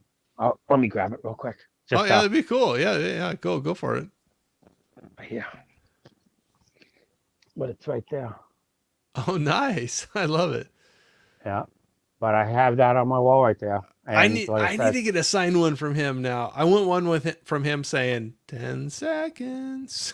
yeah, like I said, I love Sal. He's Oh, a he's a great good guy. guy. Yeah, I've said that a couple times where even if you're not buying, he's kind of entertaining just to sit and listen to his shows. So, yeah. I was just listening to his the other day. I was trying to buy. It's just I couldn't get anything. oh, I got one title. I'm the same way. I'll get on there, and that's a good thing for him. I'm happy for him, but they're like And I cut myself off at a certain point. yeah, I'm the same way. What back in the day, I started Whatnot. I'm not gonna say like the early days, but it's been like Oh, like you're a year and way yeah, it before was like me. I started in September will be 2 years that I started, and I originally started going on Whatnot for vinyl. Oh That's yeah, yeah. and then right when Sal started, I watched one of his one of his first ones, and back then he wasn't getting a lot of views. I was getting a lot of movies at a decent price, Yeah. but I started shouting them out, and other people started shouting them out, and now Sal's huge, He's and awesome. people are paying more than you can buy them at Walmart, and Well, I'm that's where I like, stop. That's where I stop. yeah, I I tried to love buy, him, but I won't go there. yeah, I tried to buy a couple, and one dude went right to the max of Walmart. And I'm like, okay, with tax and shipping, you're over Walmart. Yep. I got a no. I'll let you have it. I've I'm ran like, into damn that it. too. I've ran into that too, where there's some nights where I'm like, nobody else is bidding on this, and you get like something awesome, and then there's other nights where I'm like, I can't. I just I have my point, where I'm just cutting it off. But that's where it's still even fun. Even if I end Yeah, up not buying anything, yeah. he I'm the makes same it way. entertaining Yeah, for I sure. like to sit there and listen to the music. Yeah. Well, You know what I mean? he's an entertainer. Like Yeah, that's he's got a great personality for what he's doing there. You yeah. got to do that. You got to keep people excited and keep them entertained and staying on the channel. So no, he That does a and great job. a lot of times I like to go, oh, you got a good deal. Oh, that was a good price. Yeah. Oh, you way overpaid. Oh, Yeah, you way yeah. overpaid. What were you thinking? Well, that's with his personality. I could see him doing like his own YouTube channel too. Like I I honestly was could. Yeah. There was one guy. His name's Metal Grandpa. If Okay. anybody goes on Whatnot, Sal would know him. He was just on his one of his last streams. And one time, I overpaid like 20 something dollars on a movie just because I would not let him have it. I'm like, I don't care if I'm losing money. F this dude. I am grabbing this movie. This And is when I won, mine. I was like, when I won, I was like, yes. And I'm like, Yeah. why did I spend twenty Why dollars did I more do than it's that? worth? But I just had to do it just to show him up. I'm Yeah, like, I just had to. that happens. That happens for sure. We got You get Anthony. into the heat of bidding. Oh, absolutely. No, that's a thing with that. But Yeah. Anthony, thanks for jumping in, man. Saying what up, guys and gals. Thank you for jumping in here. Saying Toyologist saying hi to Oats. We got Sean saying subscribe to Joe Martinez now. There you go. Thanks for doing that, man. Thank you, sir. I appreciate it. I know Joe does it too. Like either one of us, we appreciate every single one of you that I do. do that for sure. Saying hi. We got Cal in here saying Wilk and Joey, what up? How we Hey Cal, doing? love seeing you in here too. Mm-hmm. Another gentleman I need to have a like a chat with at some point too. He's a good one. So many people are jumping in here. That's the thing. It's hard when you like have this many people you want to talk to and you have like this much time. Yeah. it makes it challenging, but there's a lot of good people out here to talk to. Go to Paul and Jeff and Superman. Say hi to everybody. I'm gonna skip through some of these, so I apologize if I'm missing anything big in here. Jeff was saying music is honestly my favorite form of art. There's just something beautiful about it. Mm-hmm. Do you lean one, I, Joe? You lean one way or the other, music or movies? like I said, early days was music, movies for a while, and the passion for music came back for me. Like I Yeah. said, for a long time when I couldn't play drums anymore, I was just in a really low spot in my I, life, and it started coming back. I love it as much as I don't love it as much as I used to, but I still love it like more than I love movies. But when when I was younger, I eat, slept, you know, my whole life revolved around music. You know what I mean? So I really enjoyed it. With playing in bands and learning music and, constantly practicing 6, 7 hours a day, sometimes playing shows, lugging that freaking drum set around. Um, and then constantly listening to music, all the new stuff that's out there. So similar to doing live, going to see other friends' bands that were checking out their bands and doing this and working at bars, handing out flyers to people, and the whole pay You're to play. working it, man. Yeah, try trying to sell my own tickets for shows so I can get paid for that night and stuff like that. So it's I I really I still love music and everything. I just can't play it anymore. Yeah. Well, let me phrase that. I can still play it. I don't have the stamina to do it because of my accident. Well, no, I understand that. So do you have any, and if you don't have anything right off the top of your head, don't feel pressured and we can come back to it. But do you have any movies that, sparked like a love of music, like whether it was the soundtrack of the movie or movie was centered around music that drew you back into that world? Or if you don't right now, we can come back to it. I don't want to put you on the spot, but, No, I've said a couple. When I started collecting vinyl, it was like the Hard to Hold soundtrack, the movie yeah, about Rick Springfield. yeah. I love Rick Springfield. Yeah. I that was one of the first vinyls I rebought. Yeah. Streets of Fire soundtrack. I had to rebuy. I love that soundtrack. The single soundtrack Oh yeah. from back in the day Yeah. with the Crow soundtrack, the Crow 2 soundtrack with the Deftones and Filter, and all of those ones started getting me back into it. Strangeland soundtrack, Oh yeah. River's Edge soundtrack. Oh yeah. Um, I forget about that oh, one. Yeah. that's a great. Oh, that's such a good Yeah. soundtrack. I don't So a know. lot of There's 90s, a lot of a lot of 90s 90s. movies. Or, yeah. Yeah, a lot of that stuff is what started getting me back into loving music, and then my love for musicals. Oh yeah. Started getting me back because my favorite movie of all time is The Sound of Music.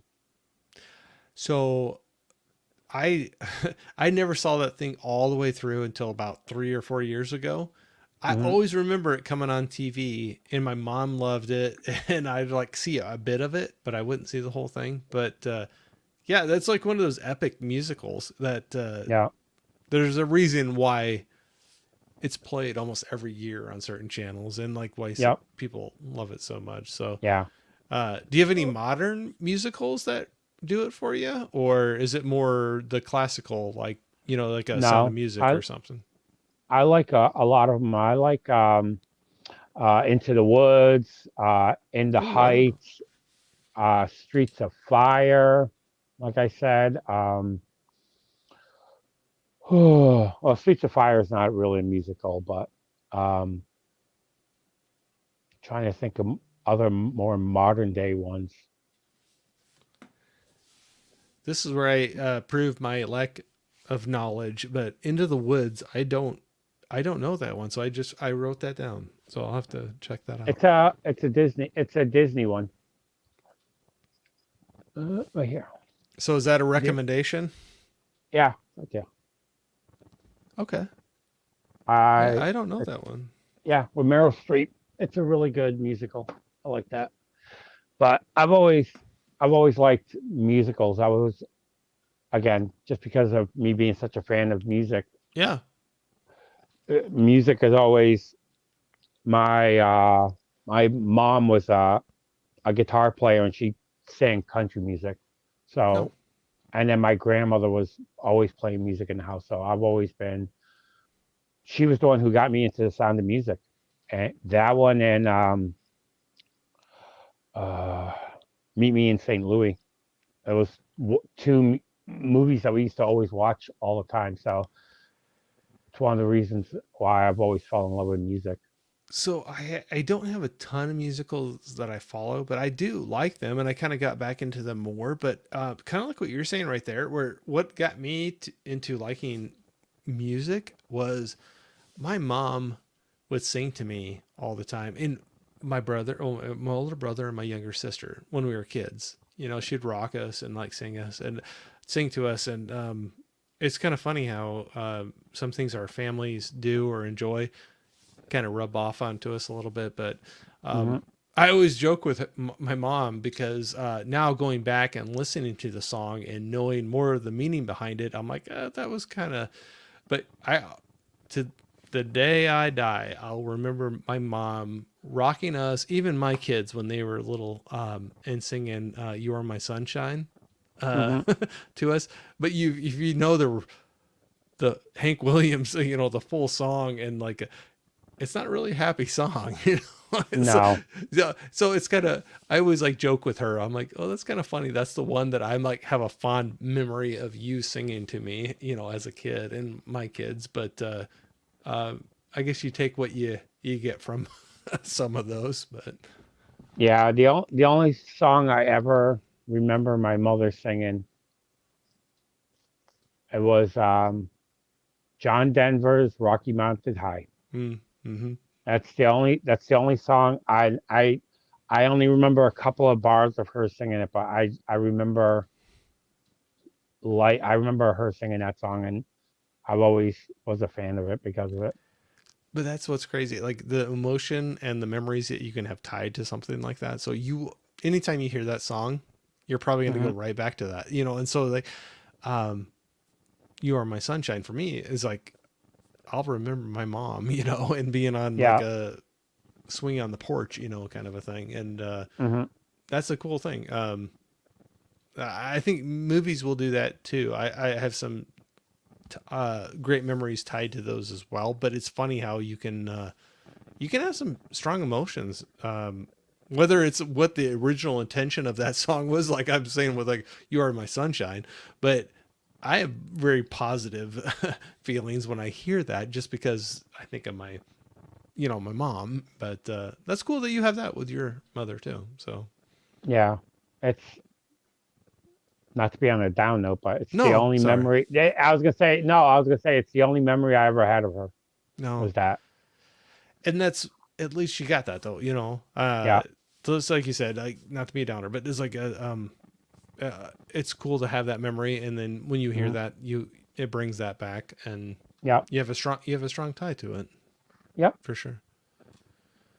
And then switching from being like thinking really sentimental, Johnny's giving me grief because he goes, Corey is a fan of Black Crows, leaves the chat because immediately questioning why he considers Corey a friend. Come on, the Black Crows are great. I love the Black Crows. I was gonna say the Black Crowes' first two albums I love. Once Amorica came out, they were okay, but I saw the Black Crowes live, and I would never, ever see the Black Crowes live again Oh, really? because, yeah, because if you want to, the Black Crowes live is like seeing the Grateful Dead. They'll go into a song and then they're jamming. And then after that, they're going back to the song, and it's like 10 minutes later, they're finishing the song.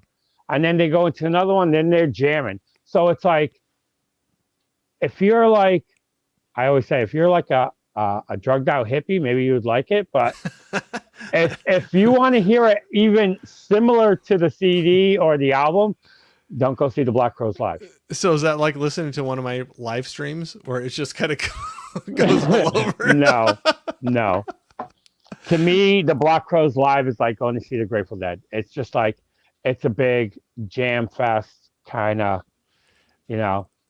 I've It's never, yeah, I've never seen them live before. yeah. I saw them live once, and that was on the Southern Music uh, album, and Oh, I love that album, and I really want to see them live. And whoa, that was rough. One of the roughest concerts I've ever okay. saw I've never for seen just them. for ear violence. Okay. There was a, it was in the last few years, I thought, one of my buddies that goes out to a ton of concerts. I love it. Him and his wife travel all over the place for concerts. I love it. I don't have the budget for it, but I love hearing their stories about it. I will live vicariously through him. But Mm, one of them, he went out to the or he was going to, he did or did, but anyway, he invited us to go out to Black Crows out at Red Rock Amphitheater yeah, in Colorado. in Colorado. Yeah, and I couldn't do it. I could not do it, but I would love to see a I don't even care who it is, but I'd love to go see a concert out there. It's supposed to be just Yeah. beautiful. I've seen the venue on video, but Yeah. it's beautiful. But it's just supposed to have this like natural acoustics to it that is Hmm. like awesome for Yeah. concerts. I think it was this year. I just rewatched Incubus live from Red Rocks, Oh, that'd be a fun one. and they have a DVD of it, and it sounds so good.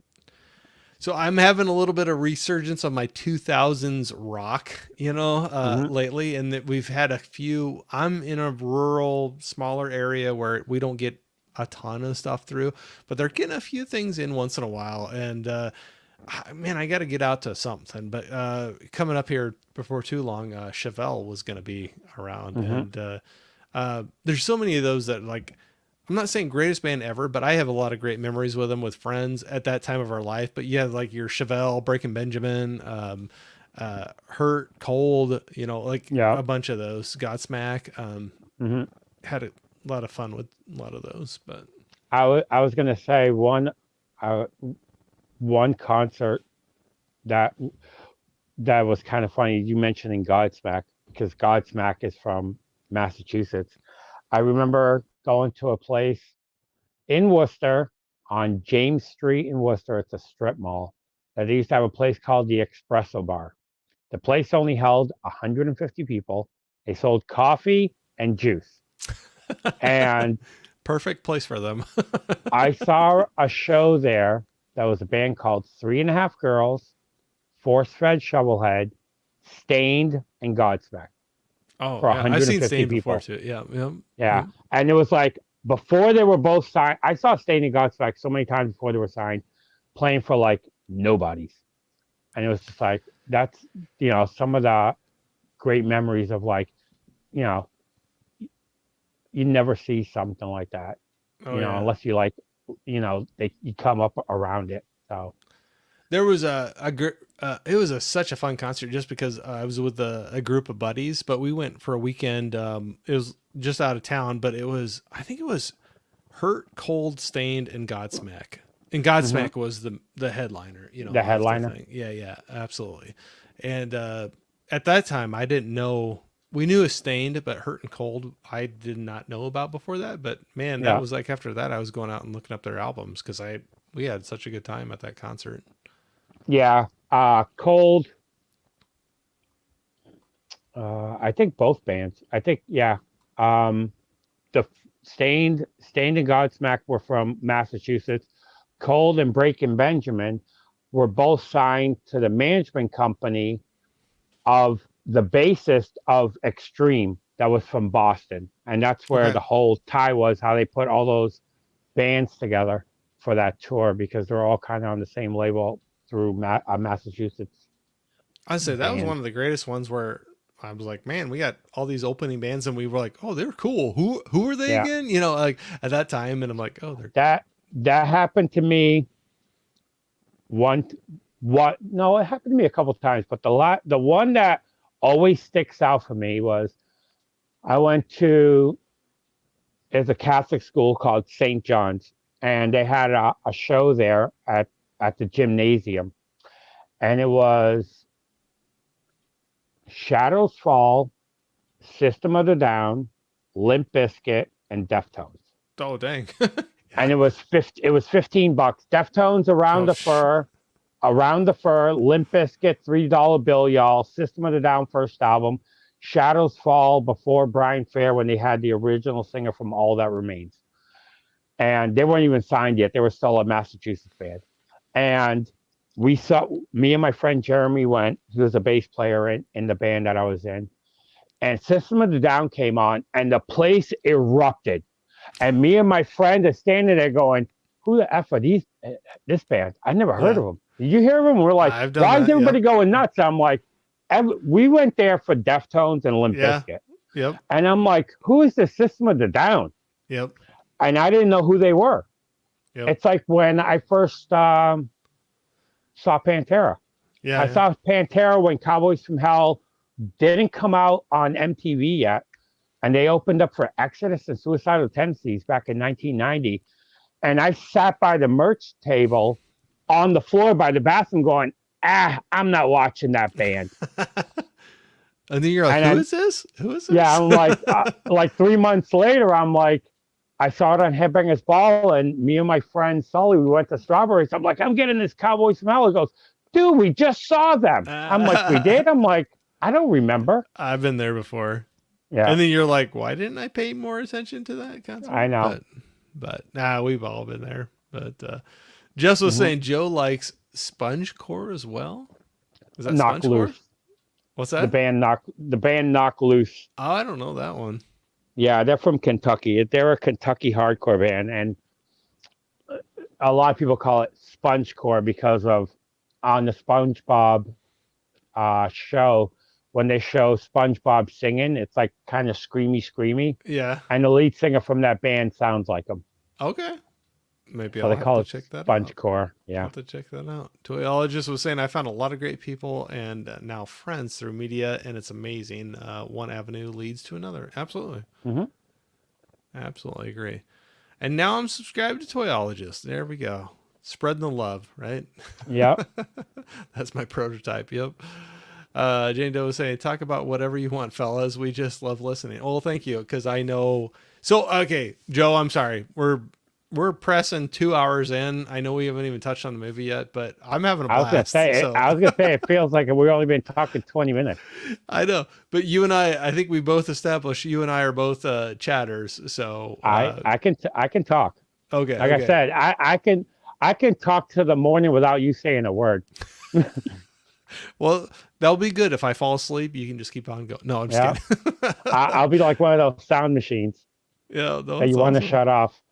As long as some people are hanging out, or Yeah. you know, whatever, you know, we will get to it. Like I said, I'm kind of loose form on all of this. So Brian was saying I came in late. What movie are we supposed to talk about tonight? Eden Eden Lake. Lake.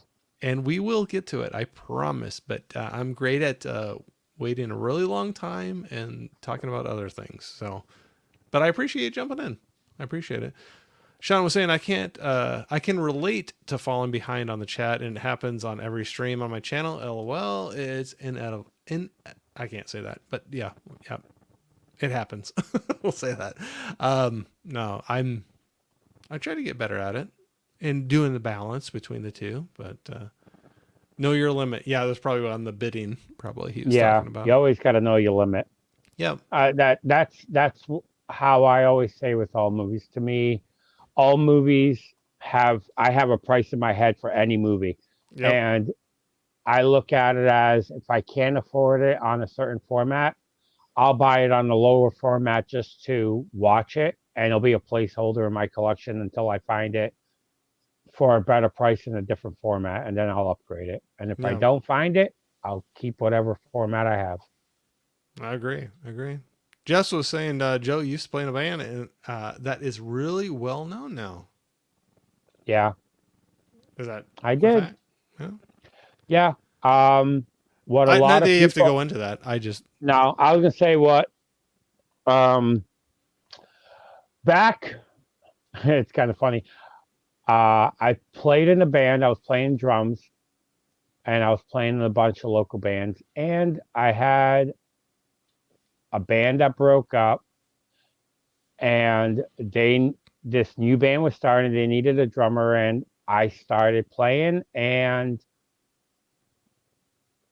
they started getting bigger. And I'm like, I don't really want to be a traveling kind of band. And then I had my motorcycle accident, and I decided I was done with it. And the guitarist decided to be the drummer for their first album. And after that, they got a drummer, but I was the original drummer for the band Kill Switched Engaged. for real. Uh-huh. Oh wow. Well, you know what though? I mean, Grammy Award winning Kill Switched Engaged.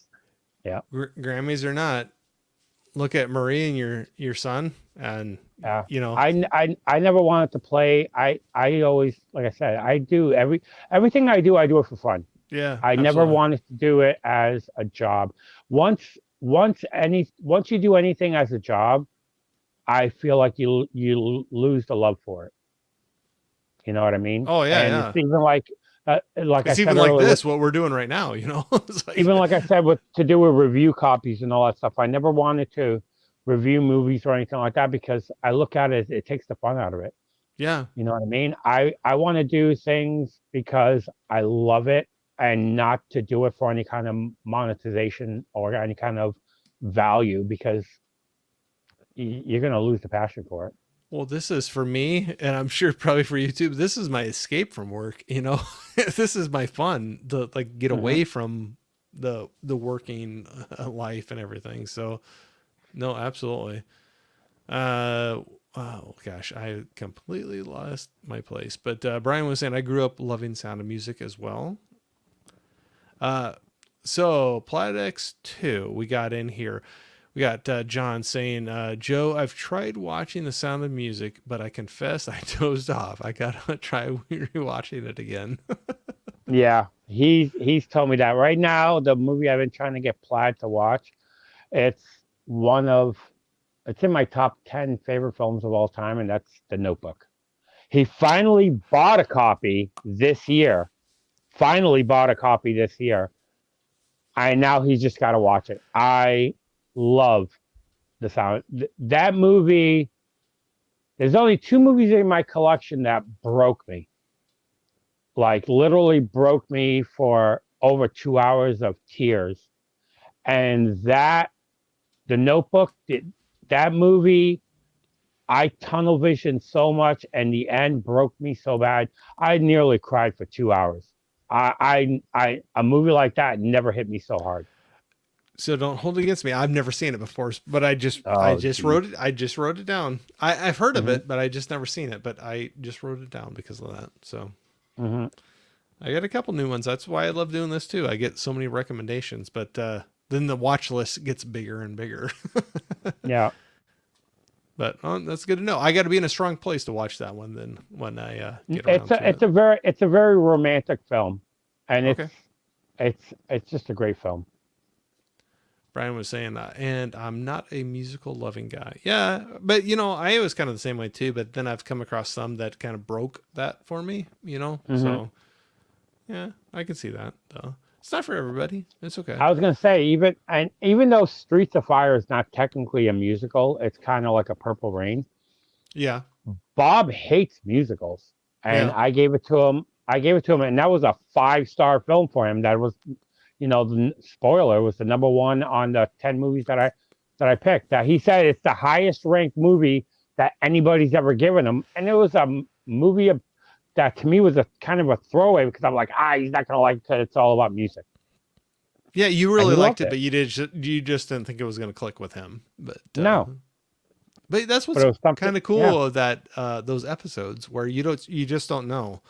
yeah. Um, Someday maybe I'll do one with him with that, and I could just see like throwing out something where I'm like, oh, how could you not like this? And then like him being like, meh, you know. But it just hits people differently, and it's okay, Yeah, you know. everybody's It's different. That's yep, what's great about everything, about music and movies.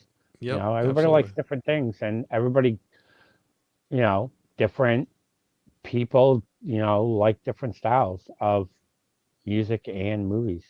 absolutely. Johnny was saying I saw Sound of Music for the first time in 2020. Really good film. I think he was saying there, but Hmm. yeah, cool. I gotta I gotta watch it all the way through. I honestly have not, but oh yeah, he was repeating that. I like those 2000 alt rock bands you named off, Corey. Yeah, there's a lot of good ones, and I had a Yep. lot of good memories because that was kind of like my young like out of college before kids type of time frame. So you kind of had Hmm. some good memories running around with friends and Yeah, trying to be I an did it. adult. Yeah, I did a lot. A lot of my running around and like musical days was like 88, 88 to like all the way up into 2000, Absolutely. 2005. Yep. That was like, my biggest thing. Like I said, to this day, one of my favorite things. It's 19. It was the first concert ticket I ever bought with my own money, and it was to go see Metallica and Queensryche on the And Justice for All tour. Oh And dang. then I saw it that was in 1989, and then in the end of 1989, they came back around with the Cult, and it was the Cult and Metallica on the Angels for All tour. So I Those, was just like, you yeah. know, So if I that could was have a the time machine, I would go back and buy yeah tickets for both of those and yeah. watch It those. was $17.50 for Oh those tickets. gosh. Yeah. I still remember, I joke around. I grew up in a very rural farming community, and so like our Mhm. big thing was we grew up like showing animals or horses or pigs or whatever at the state fair. And the big thing though was they always had amphitheater, and they bring in for us bigger name bands, and we get to see people that we normally didn't get to see around our area. And I still remember to this day. Gosh, I wish I remember the year. It was in the 80s. But the first ticket that I bought that was over $15 for a ticket was for Cheap Trick at the state fair. And my dad lost his mind. He's like, basically, like, how in the world could you spend more than $15 on a concert ticket? And this Mhm. was in the early 80s, probably. But Yeah. I still remember that. Now I was like, man, you die for a $15 ticket to go I know. to the I was concert. gonna say I've seen a couple of state fair shows. One of the first ones a couple of the first ones I saw was I saw Chubby Checker. I saw Weird Al Yankovic. Okay. The first one that I was all excited about was John Cafferty and the Beaver Brown Band that did the soundtrack for Eddie and the Cruisers. And I Okay. had the saxophone player on the bleachers right here with the big saxophone. I was like, oh my God. I was all excited. And then That's awesome. late 90s, I was like, man, they really sank down to nothing.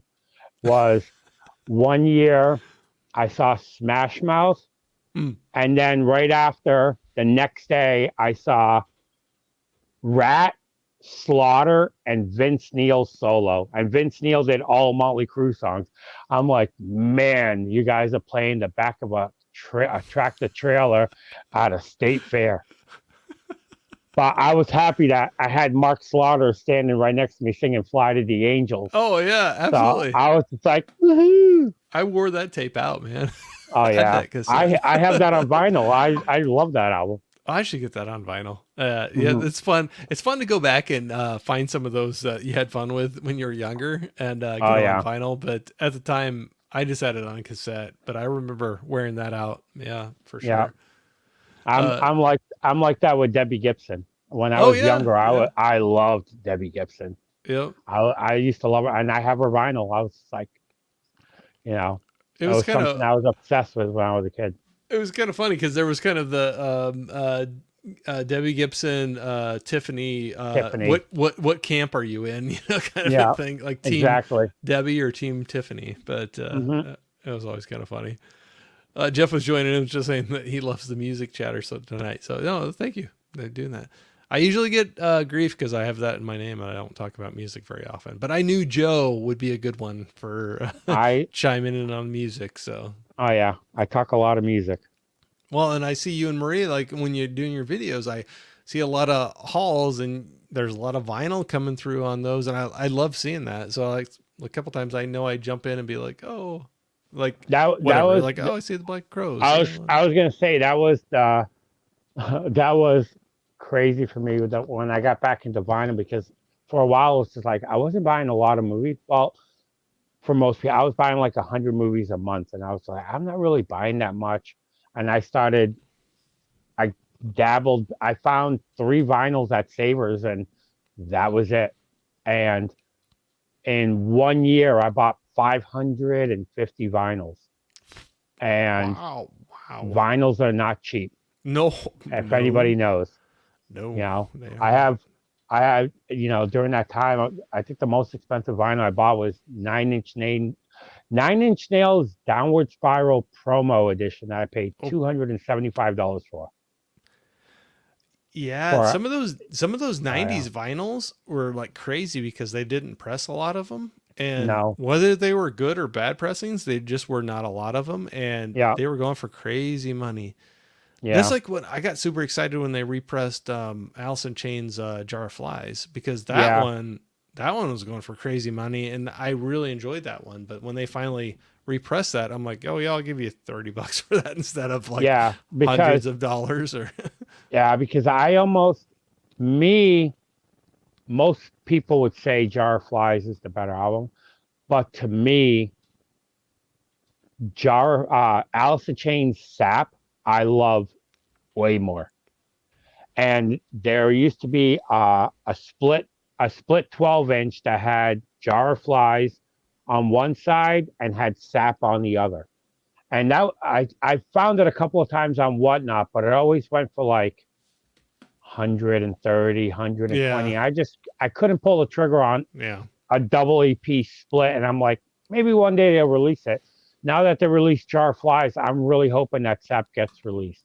Because there's a Oh song on there that Jerry Cantrell wrote about his brother called Brother. And yeah, that is my favorite Alice in Chains song. Besides Love, Hate, Love, that's my favorite song. yeah. So, No, I'd be up for that. I wrote that down oh yeah. again just to revisit, but Hmm. no, good stuff. Such a great album. Absolutely. Absolutely. Brian was saying he's agreeing with that. Huge fan with Staying, Breaking the Cycle, and Breaking Benjamin Phobia Hmm. albums. Yeah. Yep. Jeff saying, Joe, you're super awesome. I beg to differ. I'm just a normal guy. Well, a cool normal guy. We'll just say cool Mhm. normal guy. It's okay. The OG triple OG drummer. That's just that's cool. I could never. I never. That's a talent like I never was able to do. I instruments and music. I loved it. I always enjoy it. I love it, listening to it, but I just did not have the talent to play it. Yeah. When I was younger, like I said, my mother was a guitar player.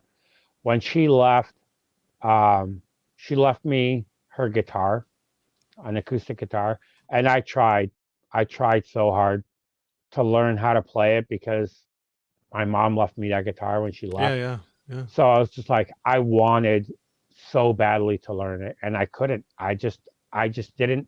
I didn't have the fingers for it. I But that's yeah. I think I'd be the same way. I just couldn't do it.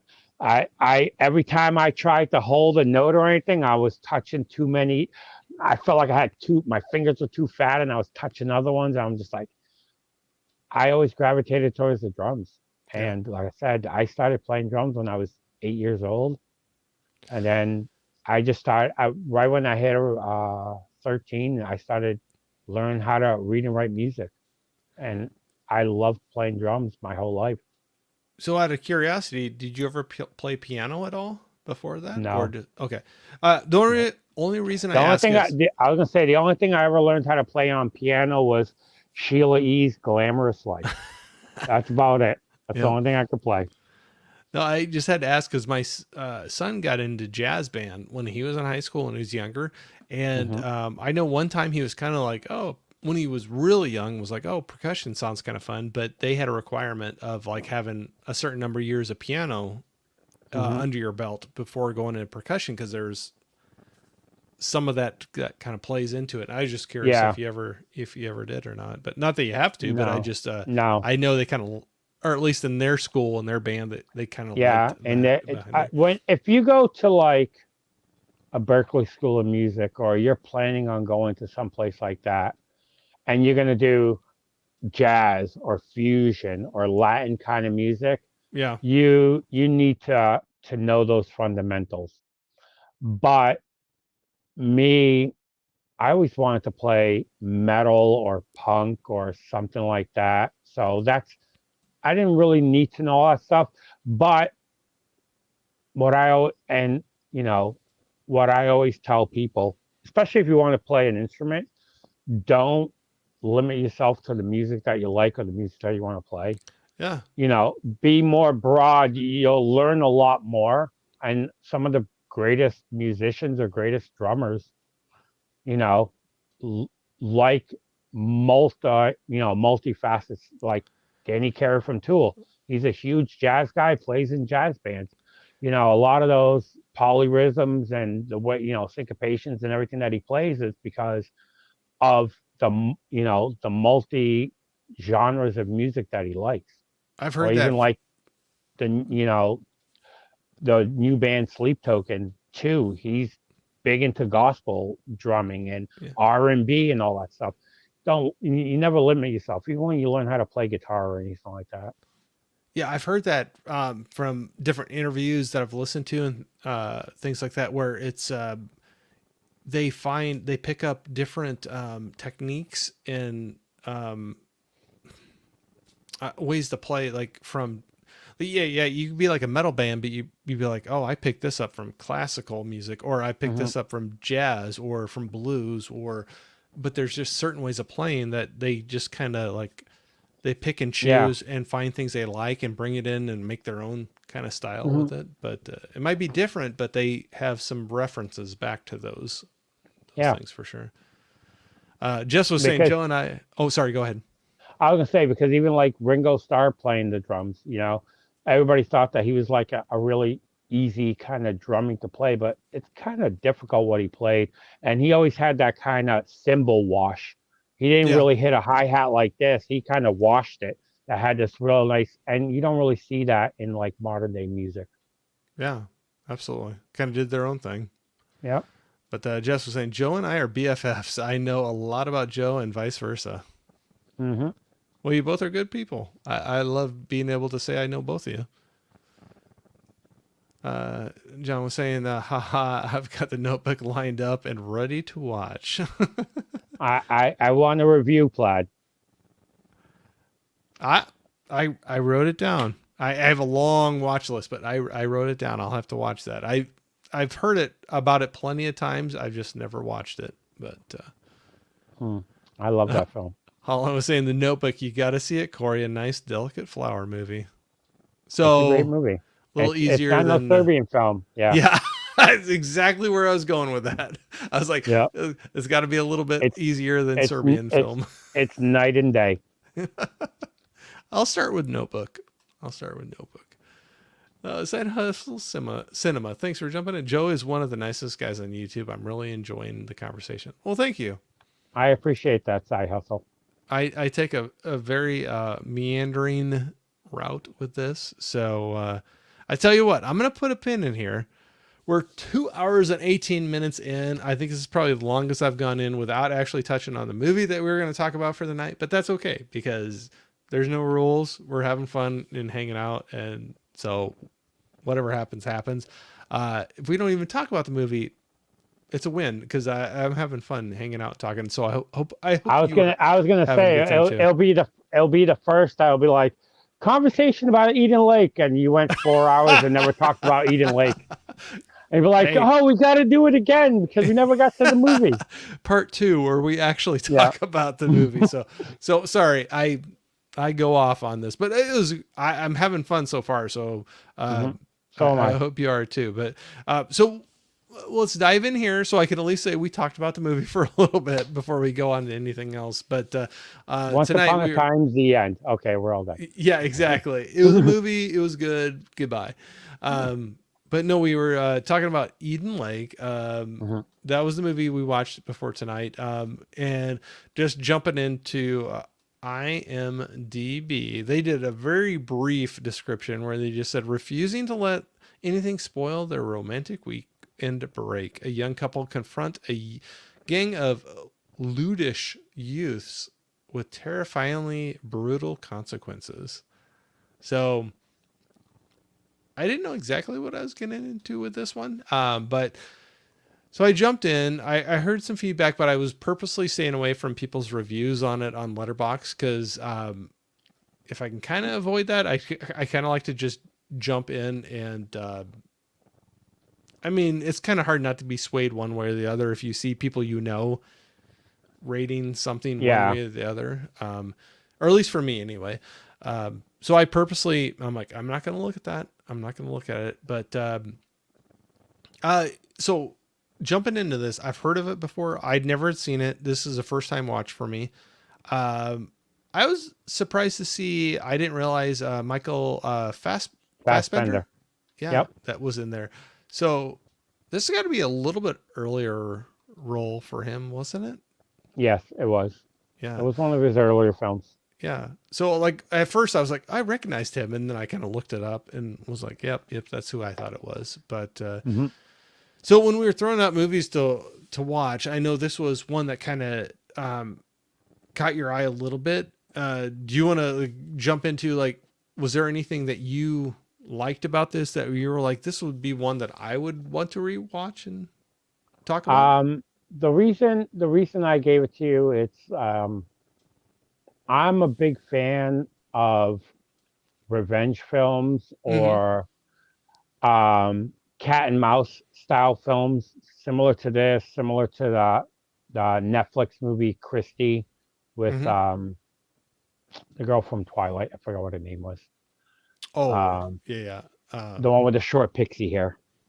I'm blanking, Uh, but yeah, I know who you're talking about. Ashley Green. Yeah.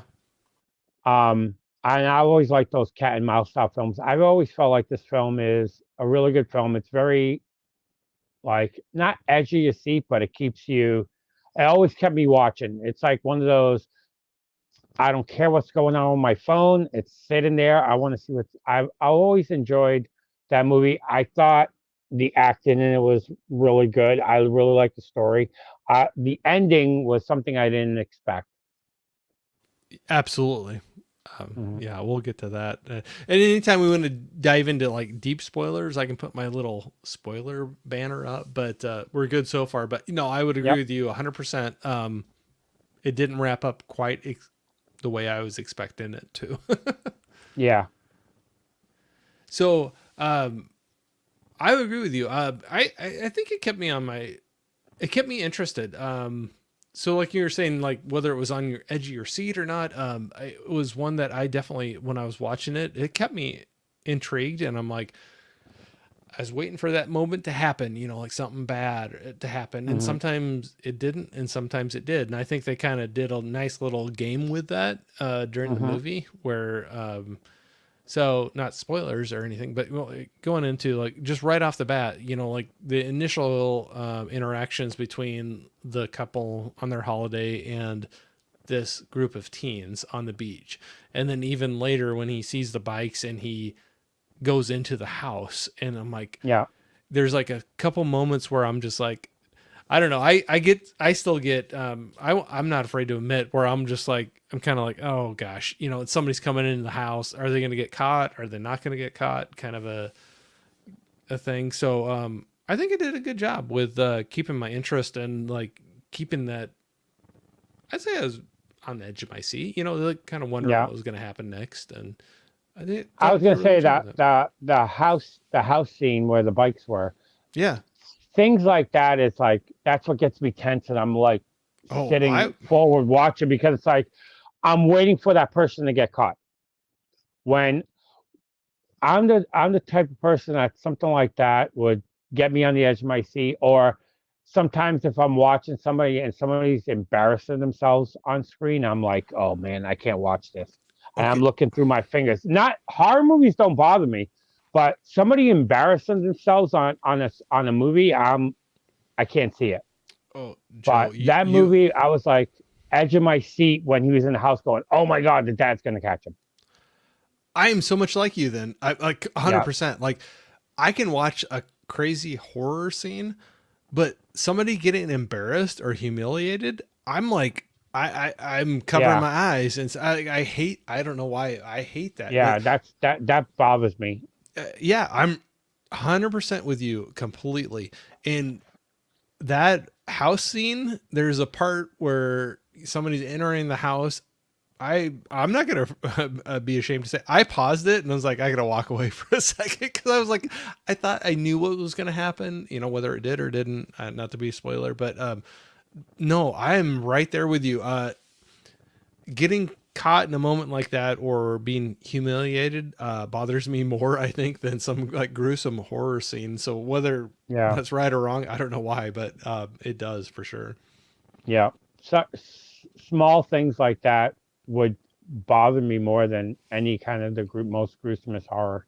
Oh, absolutely. You and I'm right there with you. Um, I'd say overall, I thought the acting was really good in this movie. Hmm. I thought they did a really good job with it. I'm blanking on the lead actress's name, though. I know I'm horrible with that. Kelly Riley Yeah, for Kelly Janet. Riley. It's Um, Kelly. Kelly. I liked her a lot in this. Michael Yeah. Fassbender, I always like him. Hmm. I like a lot of his later stuff. I didn't realize this was him in it. So I had kind of a nice, happy surprise when I was like, oh, I know him. And I looked it up. I'm like, oh, yep, that's who I thought it was. Um, I thought they did a really good job in the roles that they played in it. But Yeah. The only thing, and it was more the first time I ever seen the movie that bothered me about the film is the the leader of that gang. His accent is so thick at mm. times, especially when he's angry, that I had a hard time understanding what he was saying. Oh, That okay. was Yeah, I can see that. Yeah. just because of how thick his accent is. It was just like, what did he just say? Or like when he used to say blood, and he sounded like Dracula. He's like blah blah, Yeah. and I'm Yeah. like, what are you saying? Yeah. So a couple of sometimes when he said a sentence really fast, especially like I said the first time I watched it, I actually had to rewind and go, what did he just say? Because I missed it, and that threw me off of the film just because I had to figure out what he was saying. And the second time I watched it, I enjoyed it a lot more because I knew like I can get through the accent. And I did that actually a couple times in that I backed it up a couple times when I was Hmm. watching it, just because I didn't know if it was the accent or I had the volume not loud enough or whatever. But I do that quite a bit in movies where I'm like, I don't know if I caught that exactly, and I'll back it up just a little bit. But that's a Hmm. cool thing of being at home. I guess you can Yeah. do that, you know. And um, I totally I didn't recognize her though. I thought she did a really good job, but I have not watched the series, but I saw a lot of promotions and things for it. But I believe she's one of the big actresses in Yellowstone, the big series that Yeah. was with Kevin Costner, and Hmm. so I didn't catch that at first either. But that was one of those things too, just with like with Michael Fassbender, where I was like, man, they look really familiar, and I had to start Yeah. digging a little bit. But no, I could see I, that. Go ahead, go. I was gonna say I know some of the kids, and I don't. I know some of the kids, especially the first. I don't. Well, the lead kid, and then I'll just say the first one that gets killed. Yeah. I know later on they did TV shows, but they were all British BBC ones. Never really made it towards this side of the pond. So did you see this one in the theater or was it later No. on or I I bought this movie.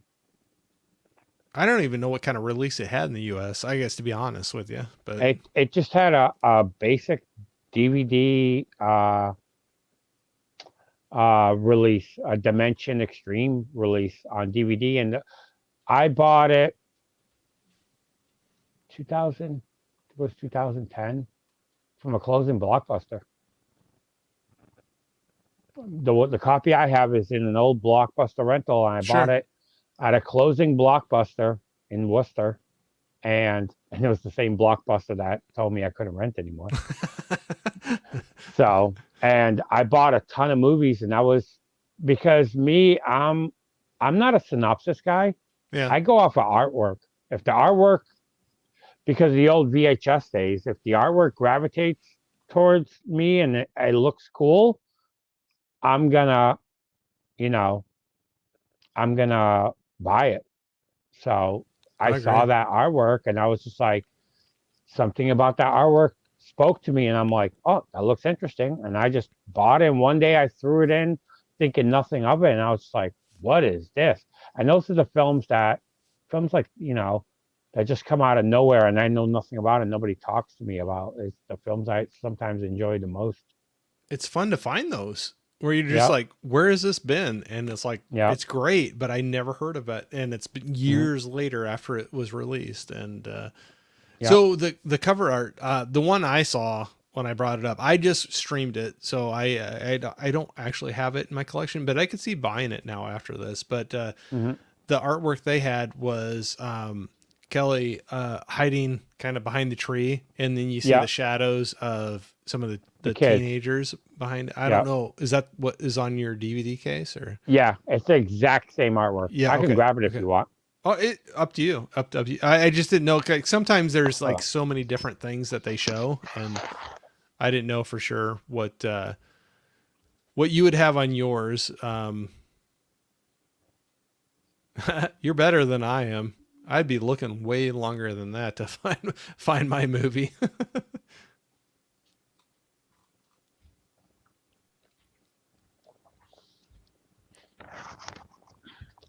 I can't grab it. It's in the No, living room. no, that's okay. I was going to say you're I, better than I I am. I wouldn't even know where to start looking on some of my stuff. But right where I saw it, I saw the gap. I'm like, I left it in the living room because we watched it Saturday. no, that's okay. So did you and Marie both watch it together or Yeah, it yeah? was the first time we ever watched it together. Every time I watched it before I met her, and then I watched it again before I met her, and then I told her to watch it, and she watched it by herself. And now that was the first time we watched it together. That's cool. So it's kind of a cool experience to watch a movie together and then you talk. So I still want to talk about the movie and not to like venture off of that, but when you do Hmm. something like that, so you both watched it separate, then you finally watched it together. Do you talk about the movie afterwards, like your thoughts on it, or Yeah, we'll talk about our thoughts yeah, about it, what we thought of it, what we liked about it, and then we kind of give an idea of if it's staying in the collection or if it's going. yeah, yeah. So is that one staying? Oh, yeah, yeah, I didn't it, know. So for both of you, it's a definite stay. yeah. We both really enjoy that film. Okay. No, we can talk about it more too. I'll spoil it.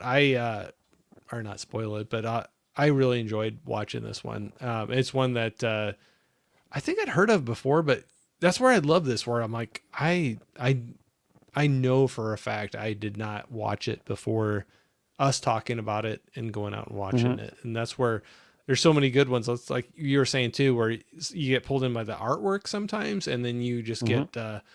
You're like, oh, that was a great movie. Where was that at? Same thing happens with talking with you and getting like narrowing down some movies we're gonna watch, and then getting a recommendation of like this one. I'd never seen Hmm. it before, and I'll say right off the bat, I enjoyed it. I can't say that I was not frustrated with some of the outcomes of the Yeah. movie.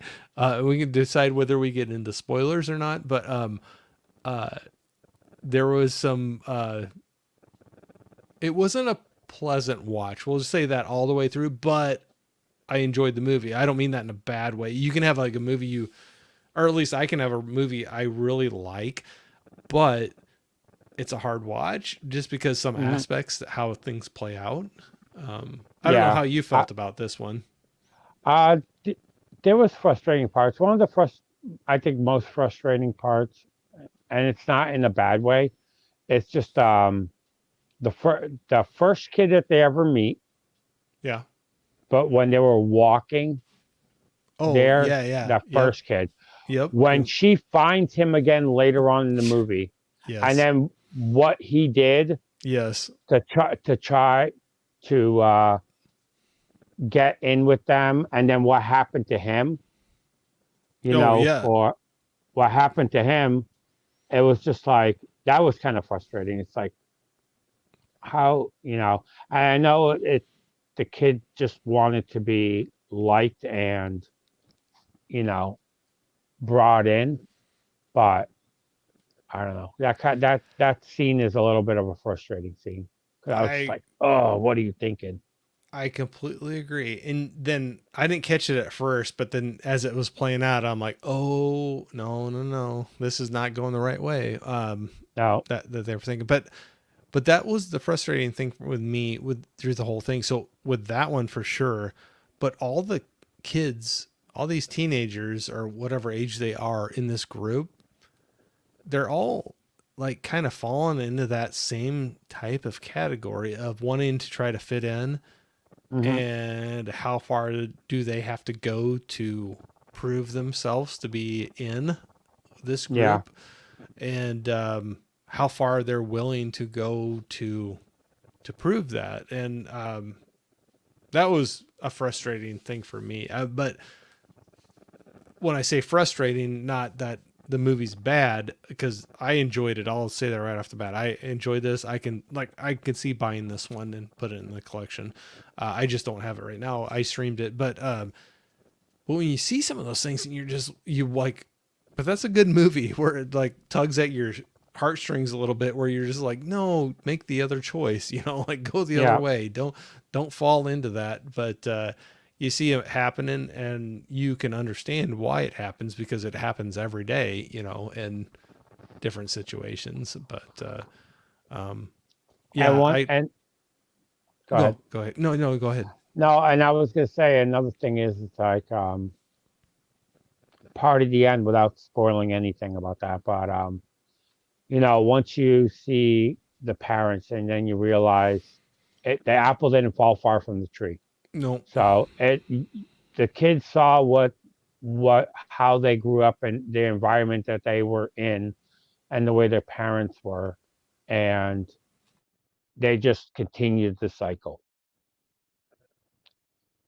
And they, some, Yeah, they just never broke that cycle to try to change in life.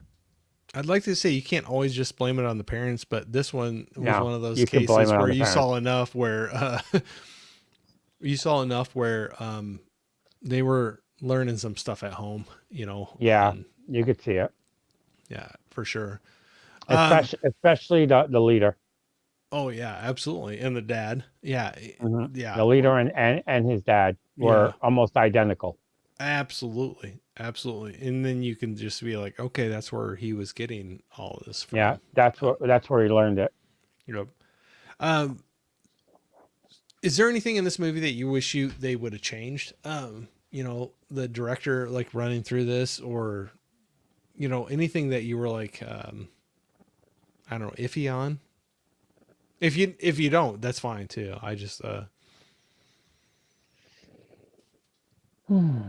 I know I'm putting you on the spot. I always hate doing this. I probably should like throw Um, questions out to people before. no, I was gonna say no. The only thing and I don't know if it would have. I think it maybe would have tensed the moment for, and it's one of the things that I really love about. I'm not sure if you've seen the movie that I gave to Bob, the Nightingale. I have not. Nope. One of the things that I think Eden Lake would have benefited on was the soundscape of like something like the Nightingale. All that forest scenes with like the cracking of the trees and Oh yeah. the light, the darkness and the moon coming through, the birds, all that stuff, especially for all those tense moments when everybody's trying to be quiet and all you hear is nature. I think that would have tensed up the film a lot more. I could see that. No, I could see that for sure. Um, That's something that I would have liked was more of like a soundscape. no, I could see that. There was one movie I was trying to remember the name of it. Gosh, I'm bad with this. I did with Meek and Kira on this thing too, and it kind of reminded me that a little bit. Where I'm horrible. I remember the movie like it was yesterday, but I am blanking on the title of it. But it's like the things, what keeps you alive, or oh gosh, I'm horrible with this. What keeps you alive?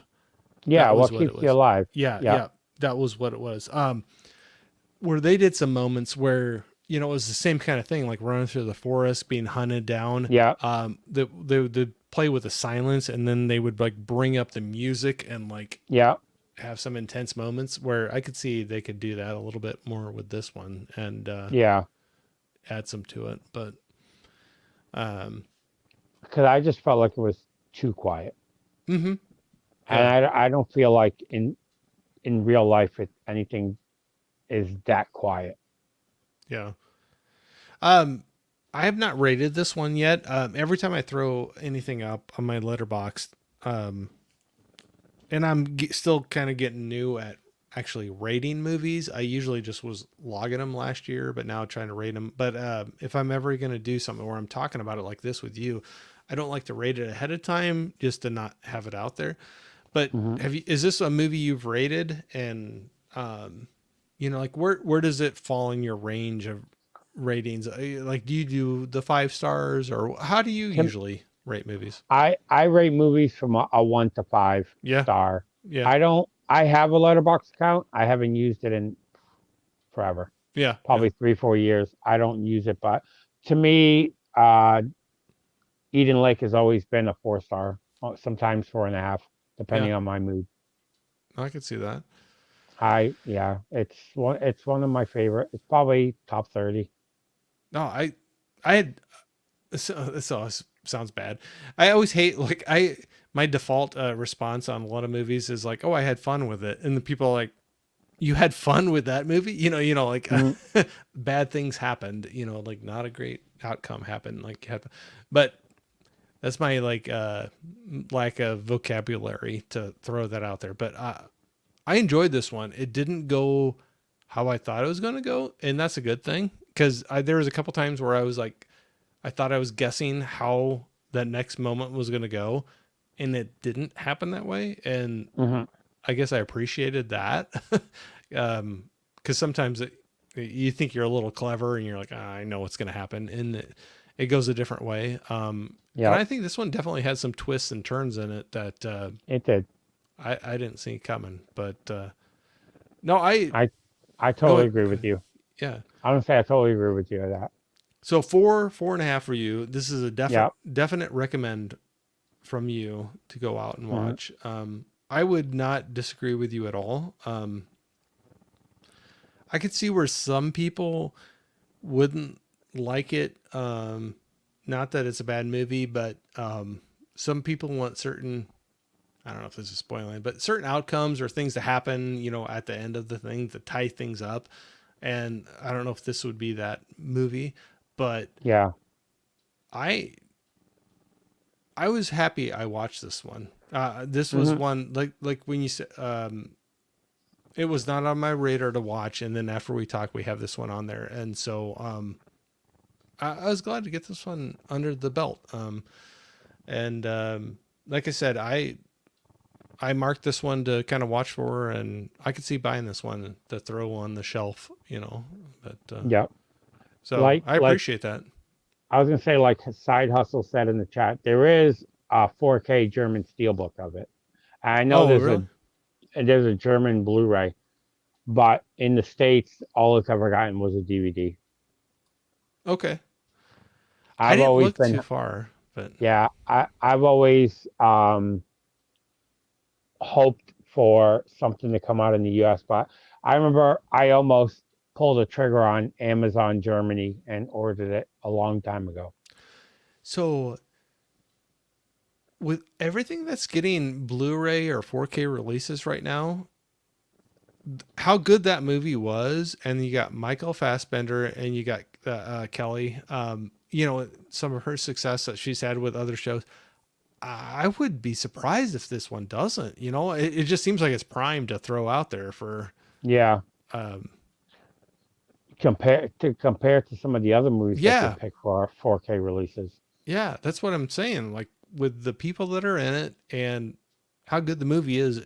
On top of that, I would say even if it doesn't get a 4K, at least a even if it Blu-ray. got a Blu-ray Yeah, release in the US. But you know, it's it's tough because you know I can like we talked earlier about different things. It's just like you could say this about that movie, but yeah. I could say that probably about another 150 movies that should get that. How many behind you right now? It's like Yeah, on your exactly. shelf that you're like Hmm. are stuck on DVD that hasn't gotten something. I was gonna say I have a movie. Speaking of side hustle cinema, that only got a VHS release in the US and a VHS release in the UK. And it's one of my favorite movies of all time. And I have a bootleg copy of it, and I can't get even a DVD of it. Tell me. And I want to write it down.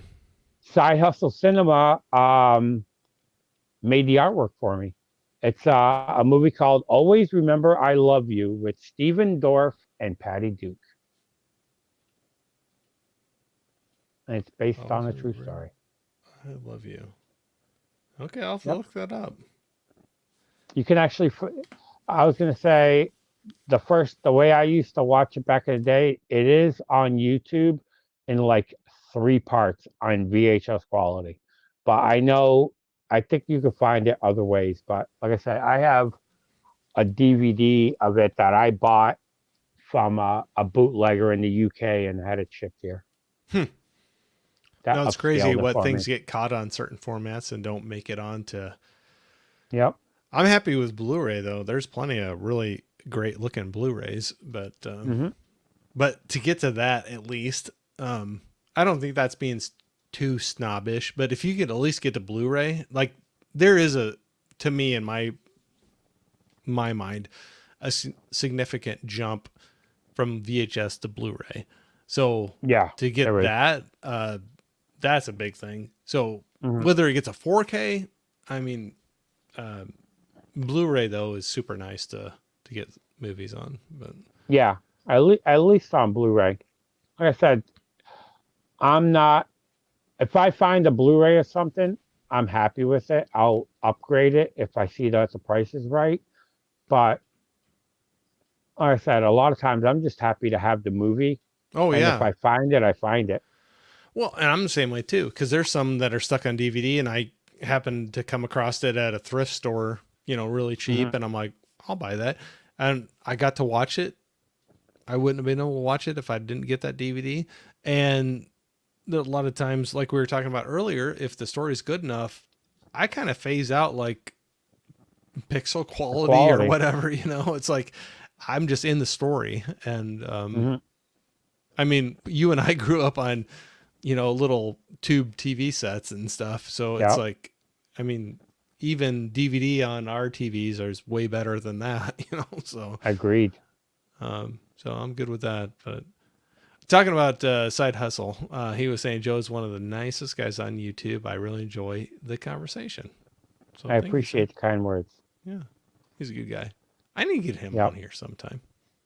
I think I reached out to him one time, but he's. I was gonna say I haven't done a live stream with him in a couple of years. Me and him are on Dakota Blues channel a long time ago. I'd say both of you have been running for a long time, haven't you, on YouTube? Yeah, both of you. I think he's been around 3 years. I think it's 3 years. I'm hitting July. I think I hit 7, if I'm right. 7 or 8. I think 7 or 8 years. Iron Man. Yeah. It's still going, right? Still going. I've never missed a Saturday 7 o'clock drop. Dropped at least one video a week. I always said and I've always told everybody who does videos, make it like a TV show or have a structure. That's one thing that YouTube always liked to push channels is they want it to be like a TV show. They want a structure that, if you're going to drop at same time, same days. It always matters. Yeah. I need to be better at that, but I could completely see that. If people just grow accustomed to, like, they know what to expect from you. Like this time, this day, this time, I'm going to see a video from Joe. They know to drop in and check it out. And no, I can see that for sure. Yeah. And you see it a lot of times with bigger, like Ken with his physical media report. He always drops it on Mondays around this time. Or other people, it's like, oh, I drop on at noontime on this day. So it's just like, you have like a structure and like what time and what days people drop. Yeah. So I need to work on that.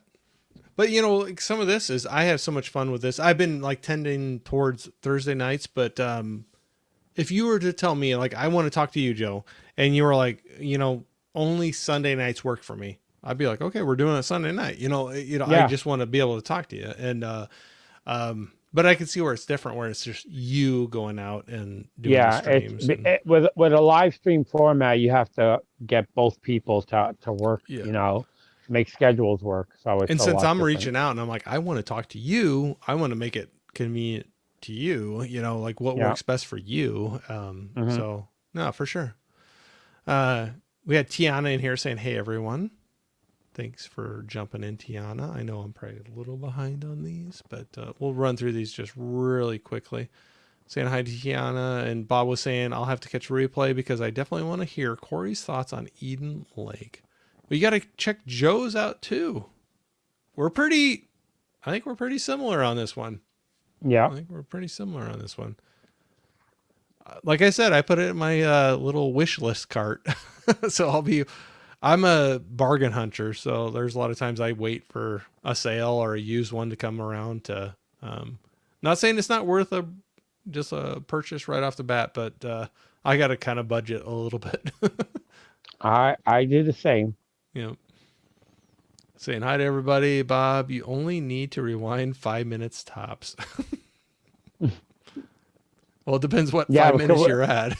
yeah, because we were just at Eden Lake. Yeah. We were like 2 hours in or two, whatever, and to talk about that. And Joe's like 3 drinks in before we get to it. So, I just cracked my third one. okay. As long as you're still hanging in, we're good. Oh, I'm great. Jeff was saying, yeah, Bob, we're just now on the movie chat. Yeah. And we're just now, I guess, exiting it. But I would say overall, like, if we're going to say, I would, or if you have not seen the movie, I would definitely recommend watching it. I Yes. had, I'm not saying it's an easy watch, but I enjoyed watching it. It was a good movie. It kept me, you say, on the edge of your seat. There's parts I thought I guessed right where it was going to go and it didn't go. So I liked that. And it kept me intrigued. I was not pausing it, watching to see how much time was left of the movie. So Hmm. for me, that's a big win of a Yeah. movie. You're not like, how much is left of this? But And I just want to say it's for the people that, and by looking at the chat, I'm not going to say any of these people are not horror people, but it's not really a horror film. It's not correct. like, Yep. it's more thriller, suspense, you know, with, intense elements, but it's not really a gore fest. So if stuff like that bothers you, you don't really have to worry about it with this film. I'd agree completely. It's more a thriller than Yeah, a horror. agreed. That's not a bad thing. No, not at all. But Side Hustle was saying there's a 4K German media book that came out last year for Eden Lake. Hmm. Why? That's always crazy where there's like some movies that were like, or at least I've come across that I'm like, I wish I could get that in US. And somebody's like, there's a cool German media book release of it. It's kind of crazy, but there seems to be like a lot of movies that I want to have here have a cool German release. And I know you can get them. Hmm. You can go onto Amazon UK or whatever and get those. But it's kind of funny how that works out. But Yeah. I love Eden Lake, but it makes me uncomfortable to watch it. Once you see it, it lives in your mind forever. I agree Hmm.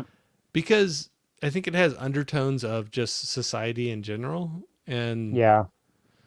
uh, so not going into too much. But Side Hustle, I would agree with you. Where I thought it was a really good film, but there was parts that I came away like thinking I don't feel great about that, and I could see it happening, kind of Hmm. a thing. But does that make sense? Yeah. And that, to me, that's one of the things. Another reason why I like Eden Lake, similar to the movie The Strangers, Yeah. films. that can really happen in real life are Oh the yeah. ones that impact me the most. That's why I always say Strangers to me is one of the scariest films of all time, just because that can really happen. Yeah. And technically, The Strangers is based on a true story. And they made The Strangers and they made another movie called Cabin 28 that is based off of the whole true life story of what actually happened. It's all anything real life to me always freaks me out. Yeah, I've heard that from so many people that like, especially home invasion movies, where they're just like, no, that's Hmm. hitting too close to, not no pun intended, but hitting too close to Yeah, home, kind of a thing. But yeah. for sure. Side Hustle was saying, Corey, have you seen Who Can Kill a Child? It's another great but uncomfortable movie that Joe turned me on to. I have not seen that one. I love that film. Okay, I'm It's a writing it. great I'm kill. writing it down. It's a great killer kid movie. That It's sounds released. It's released by. scary. No, it's good. It's a foreign film. It's released by Mondo Macabro. Okay, But I just wrote it down. yeah, I highly, highly, highly recommend that film. I love that film. Okay. I could see it from here. You got it all the way around you. You don't have to look Yeah. behind you. You got stuff in Now front of all you. my W's are right up here above me. Yeah. No, I wrote it down. I'll have to look at that. I have Hmm. not seen that one before. Side It's a Hustle great was saying film. 3 years in July. That's Yep. that's awesome. I I remember when, similar to what people have done with you and other people. I remember when everybody's pushing Side Hustle to start a YouTube channel. That's awesome. So that's Hmm. so cool. Like to be able to be in that spot where you saw somebody that was participating in the community, saw them getting the nudges to go out and do something, and now you see him not like 3 years later, Yep. like doing putting stuff out there. That's awesome. Yep. Still Like doing we were it. talking. Like I said, like we were talking before the camera started. That's one of the things that, with Plaid X2, he reached out to three YouTubers right when he was thinking about starting a YouTube channel, just to put Yeah. his name out. And he left me the comment, and probably under 10 seconds, I'm like, and I was like, yeah, here, talk to this guy, this guy, this guy. Oh, you're starting a channel, first subscriber, first person on YouTube, first person on Instagram, and I've watched everything that Plaid's ever done, and I've been there since the beginning. And one of the guys who gets one of my Christmas cards every year. Yeah. I was to And, say, Side Hustle and Plaid, John, they're both great, great people. yeah, yep, From uh, every interaction I've had with either of one of them, they're great yep, people. yep. Adam was saying, "Wait, you're still going? Left work and totally figured you'd be done." Nope. You underestimated the amount of chattiness that John, or sorry, that the two of us have. Joe and I. Sorry, I said we were talking about John, but sorry, Yeah, Joe and I have to go through this. But Joe can talk. yeah, apparently I can too once in a while. Nah, Adam, we're still here. Hmm. Eden Lake DVD is only around 10 range, if I recall. Yeah, probably around that. To me, like I said, to me, it's worth. I would, for a brand new DVD, I would probably pay like $10 to $15 for it. Yeah. Me, and I said I have my couple of dollar Blockbuster rental one, Yeah. and I'm happy with that one. No, it's a good one. I had fun with it. I did. Yeah. Adam was saying, nice, Jeff, going for the records.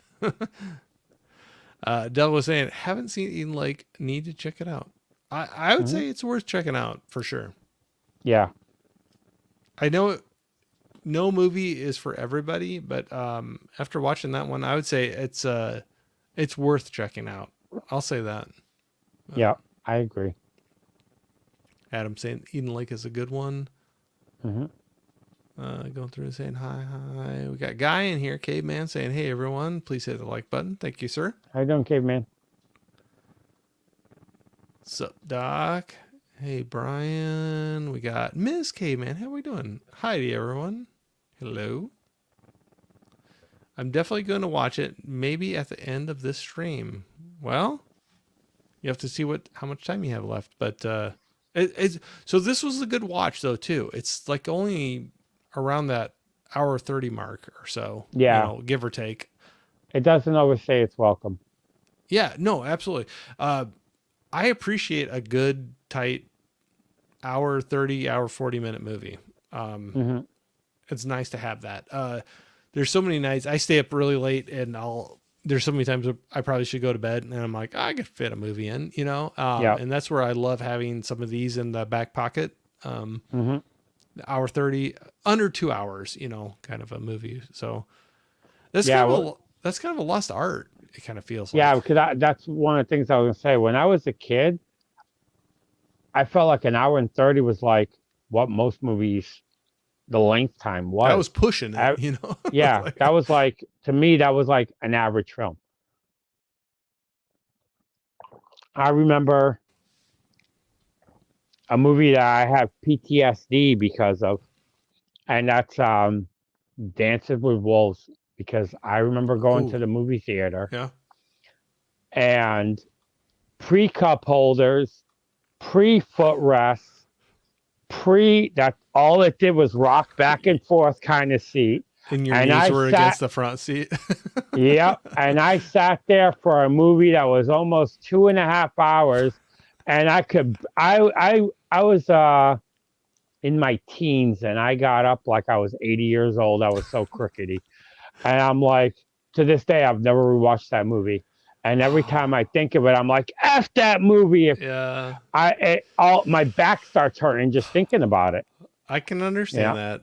It's a great movie. It's a great movie, though. But that's what's funny, where there was a time where it was like, if you went over 2 hours, like, that's crazy. What are you doing? It better be an epic film. Yeah. And now it's like 3 hours is like, whatever. Now they make 2-hour comedies. I would say, exactly. if you like Dances with Wolves, I'm not sure if you've ever seen it. I've recommended this film to a couple of people, and it's a film that I love. And I finally got a Kino Blu-ray, and that was, like I said, I don't buy day one, but this was day one pre-order, and it's Last of the Dogmen with Tom Berenger. I have not seen. I know what you're talking about. I have not seen it. I love that film. Okay, I'm writing it down. Yep. I have not seen that. I know what you're talking about, but I have not seen it. I love that film. If you like Dancing with Wolves, you'll probably like Last of the Dogmen. Okay. I'll have to check that out.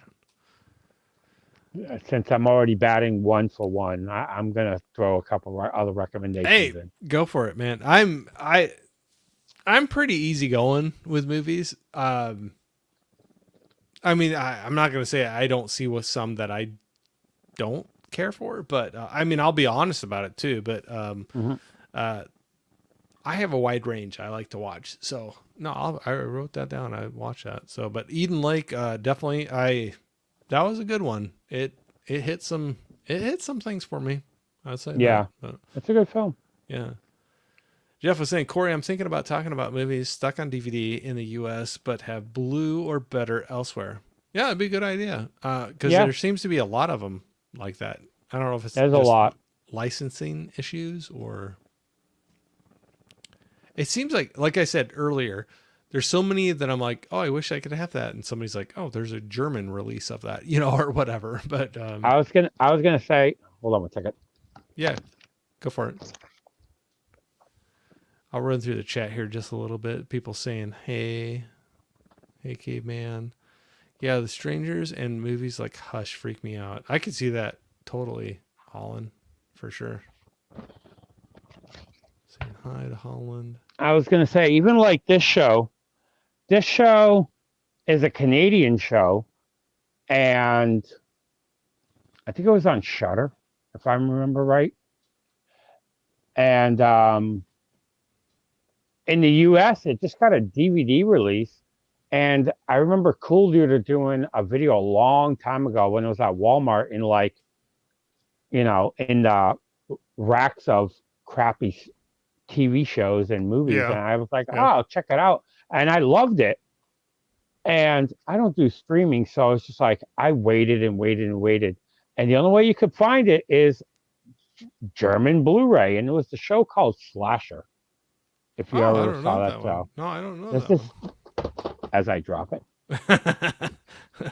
But I found this is like I said, a Canadian show, but this is the 3-season Blu-ray. They actually did a season 1-2 steelbook in Germany. But like I said, a Canadian show in Yeah. the US, and you have to go to Germany if you want to get anything past season 1. Yep. And it's just like things like that I never get. Yeah, I've run into that too. There was some series where you get like season 1 and 2 in the US, and then like, oh, you want 3, 4, and 5? You gotta import it, or Yeah. and I'm like, okay, I don't know how that There works was out, but Yeah, there was one that it kind of worked out for me, that it was a show, and I forgot where I was talking about it, but there was a show that was on Stars called The Girlfriend Experience. And back when I had cable, was that a show or a movie or? it was a show. There's a movie of it with Okay, Sasha Grey, the yeah, porn yeah, star. I saw that one. Okay, Yeah, okay, sorry. and they made a TV show also Okay, that went, if I remember right, it was 5 seasons. yeah, And the first season came out, and they released it on Blu-ray and DVD, and I was like, oh my God, this show is great. Me and Marie watched it, and it was so good. Then after that, they never did a physical release for anything else, and it was only on Stars. And to this day, never released any other one. It's like, why did you release the first one and nothing past it? And I got so mad about it. One day I was on Amazon Prime putting on Blippi for my son, yeah. and I see The Girlfriend Experience season 2, 3, 4. It was 2, 3, and 4. And I'm like, Marie, get out of bed. And we sat on the couch binging. and we marathoned 3 seasons in less than a week, because at the end of the month it was gone. Yeah. And we watched those 3 seasons. I'm like, oh my God, this show is shit. I'm glad I only own the first season, because season 2, 3, and 4 are complete garbage.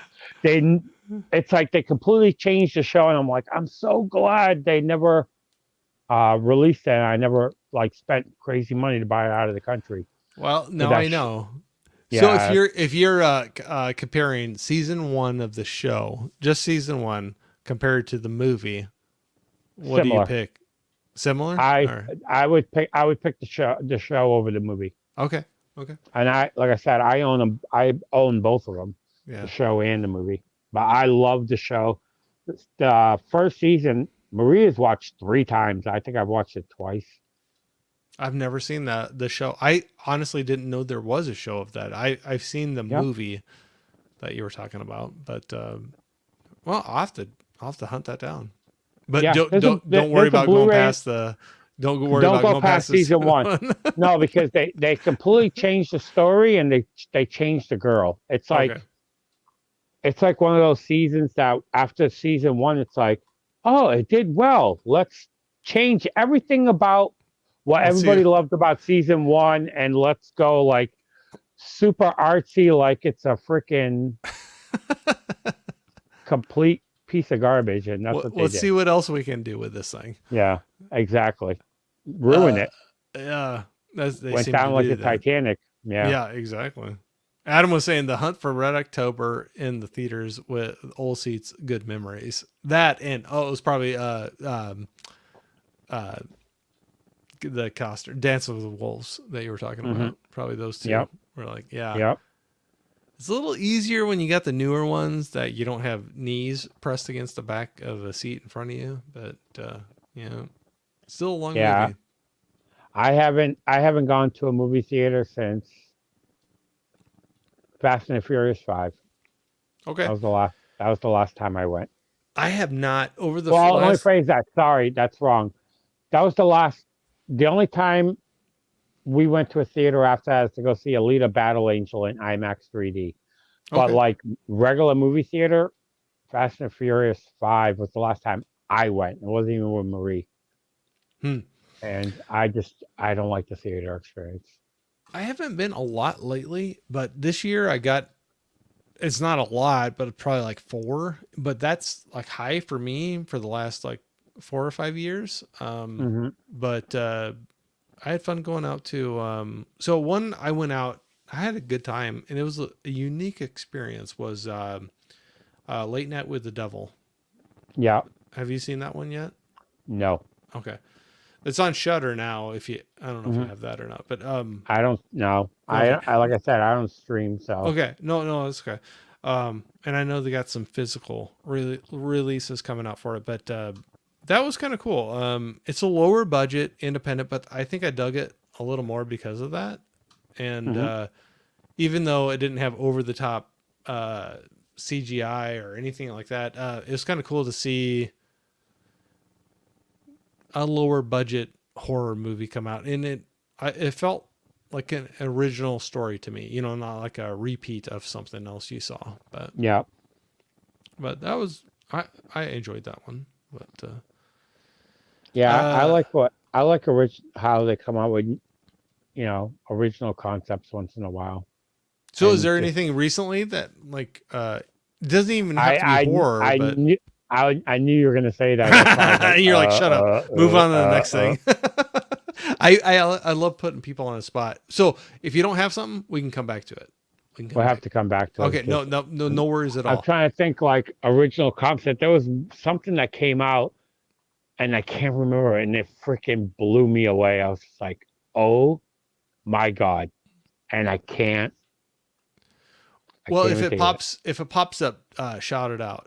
So no Okay. worries. I'm the same way. When I'm on a live stream, I forget names. I forget my name, or whatever. It's a lot Hmm. of things going on. But K-Man isn't here. Hey, man. Saying, Joe, there's a 3D movie that you need, that I think you might, maybe out of reach unless you can find somebody who. Okay, I'm reading that wrong. Sorry. My reading Okay. is. Joe, is there a 3D movie that you need that you think may be out of reach unless you can find somebody who doesn't know what they have? There's a couple. There's two early Kino releases that are on 3D that I'm looking for. That if you ask me to name them, I can't think of them at this moment. But I have a list of a couple of out of print 3Ds that I'm looking for. I think there's five that are like some they're like impossible even to find somebody selling one. So the Ke- two Kinos I've never seen come up for sale. so Kino has three Ds? Oh Oh, yeah, I okay. got a bunch of them. Okay, cool. No, I see. Yep. I'm newer to Kino. I'll be honest. Like the last couple of years were is my introduction to them. So Hmm. I'll admit right off the bat, I am not an expert. No, that's cool. I didn't know that they had 3Ds that they were putting out. But They're one of the only companies that still put out 3D. oh, really? What? Yeah, Like recently? yeah. Okay, cool, I've bought cool. some recently from them. Oh, I think it cool, was last year. They came out with I think two, the cool. Prison Girls and oh, what was the other one? I think it was the Jury or something Jury. I forgot. Tim bought it. I haven't bought it yet because I Hmm. haven't found it for a good price. Oh, that's cool. I didn't know they were still cranking them out. I know Hmm. some good friends collecting them, like Jeff, John Doe, Gigolo. Yeah, He's big into the 3D, but yeah. that's cool. I I'm didn't know they're still cranking them out. yeah. I'm going for a full North American 3D collection. So Oh, dude. So you got a lot then already? I'm at 680. I'll say that's a lot. So So yeah, whether you just say so. yeah, true 3D. I still, like I said, I love 3D. The main TV I watch in my house is 3D. I won't upgrade it to 4K because I love 3D so much. I love 3D more than any other format. Oh, that's So, cool. I remember that being a huge thing for a while, and I just couldn't. At the time in my life, I couldn't afford to dip into it. But I hmm remember being so jealous. I remember going into Best Buys and playing around with. They'd have the display, yeah, 3D TV, and the goggles, and you could sit there and check things out. And I remember the first time I went to a Best Buy and I put my head in the goggles and I saw, I think it was Astro Boy. It okay, was I think that's what it was. It was some cartoon with a guy in red and it looked like Astro Boy. That's what I meant, or like something like that. And I was just like, oh my God, I got to save up to buy one of these. where have you been all my life? Yeah. And No, then I bought that and the first 11.1 3D surround sound that they okay. released. And I bought those and Titanic on in 3D with the slip. And I was just like, oh my God. I bought that in Avatar. Right when Avatar came out in 3D. Yeah, And I was excited. I'd be the guy hanging out in Best Buy just playing around with what they had in there. But I agree. Nothing against it. I thought it was awesome. I just couldn't do it at the time and never got into Yeah. it. But no, it's cool for sure. Yeah. So I have a couple of friends like down to movie and he's like he can't do 3D because he gets like bad headaches from it. Oh yeah. Some people it bothers. But me, I've 3D I've always loved. So in the theater, I've had mixed reactions personally. So I've had hmm some where and I know probably each one's done a little differently, but I've had some where I was in the theater and I'm like, nah, I had to close my eyes a couple times, like through the Yeah. movie, and the other times I'm like, oh, this is fun. So I could see that for sure. Yeah. In theaters I've never had an issue with 3D. I've only had an issue with 3D once ever in my house and it wasn't even really a issue. There's um there's an IMAX 3D called Into the Deep, Oh yeah, and yeah. that is literally the craziest 3D I have ever seen in my entire life. When it comes to 3D, the 3D in this, I could literally feel my pupils constantly dilating to try to fix to what was Keep up going on with the it. screen. And I can feel because my TV is the battery operated kind, so Yeah, it's the shutter style, not the kind that that you go to the movie theater for. yeah, yeah. So I can actually feel my pupils moving, and that movie just like Mess with you. whoa! It was the first time that's ever happened to me. That those those underwater scenes was like crazy for my eyes. I'll say to this day, my favorite. I'm not saying it's the best 3D movie, but my favorite personal experience with a 3D movie was when my son, now he's 21 and out in the Air Force. He's old, but he was very young. We set up a goal for him to reach a certain thing, and if he got to do that, he could pick what he wanted to go do. A little reward. And hmm what he picked, we went and saw. It was Tron Legacy 3D, and it was just coming out in the theaters. And we went and saw that in 3D. And so will always remember that, just because it was like hanging out with my boy, and going to see hmm that. But it was so much fun. But I remember having fun with that in the theater, in 3D. But Yeah. My first theater experience in 3D was Journey to the Center of the Earth with Brendan Fraser. oh yeah, yeah, That was the first one I saw, and then right after that I saw My Bloody Valentine, okay, the remake in 3D. And that didn't look good in the theater just because the film's so dark. yeah, You don't the pop outs and all that yeah. really didn't do it well. It I looks could see that. better in a home environment.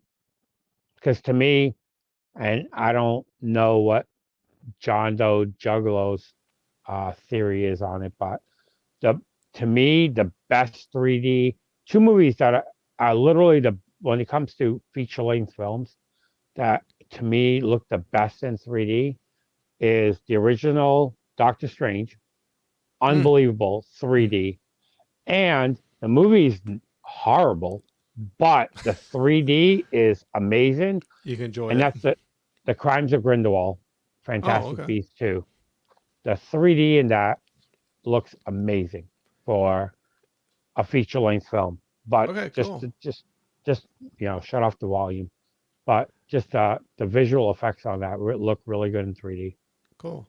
So Jeff, if you're still in here, Jeff, throw out He is. it doesn't have to be your top ever, but if you have a couple you want to throw out that you're like, wow, these were awesome at home, throw it out there in the chat. We'd love to hear it. We'll see if Joe has it in the collection.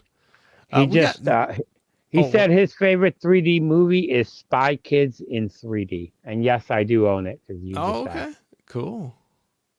Yeah, I'm behind on it. There it is right there. Into the Deep Yep, is awesome.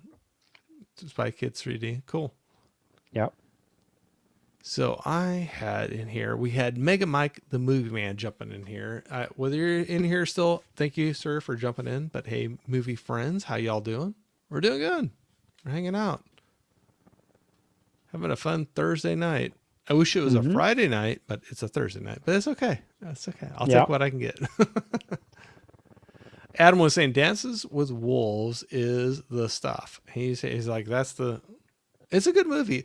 I'll admit to you though, I bought Shout Factory had a steel book I for have that it. thing, and I bought that one, but I have not watched. There's like a director cut or extended cut, Mm-hmm. and it's so much longer. I have not. I have still have to this day have not watched the longer version yet, because the regular is Yeah, pretty long as it is. But yeah. I found the steel book at Bull Moose used a couple years ago, and I bought it, and I I can't put it in. I was like, I want to rewatch it. It's been a long time.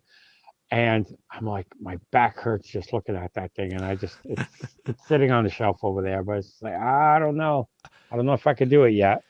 I have not rewatched that in a long time, and I have not watched it since I bought that steelbook. And I figured if I'm gonna rewatch it, I need to watch that longer version. But I'm gonna have to break it up. I mean, it's Hmm. the longer version of that is like, I mean, it's like over 4 hours, isn't it? I mean, I thought Yeah, it was like four and it's a half long. or something. It's crazy.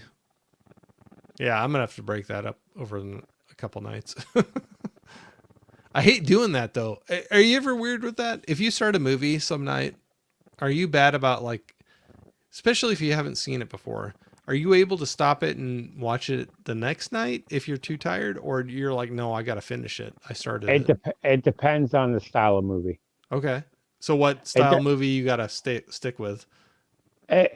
when it comes to like one of the like an epic film or something like a Dances with Wolves or a Marvel or something. If it's like just some kind of throwaway like comedy film or some drama that and it's really not grabbing me, Yeah. I can pause it and go, okay, I'll catch up with it tomorrow, and then the next day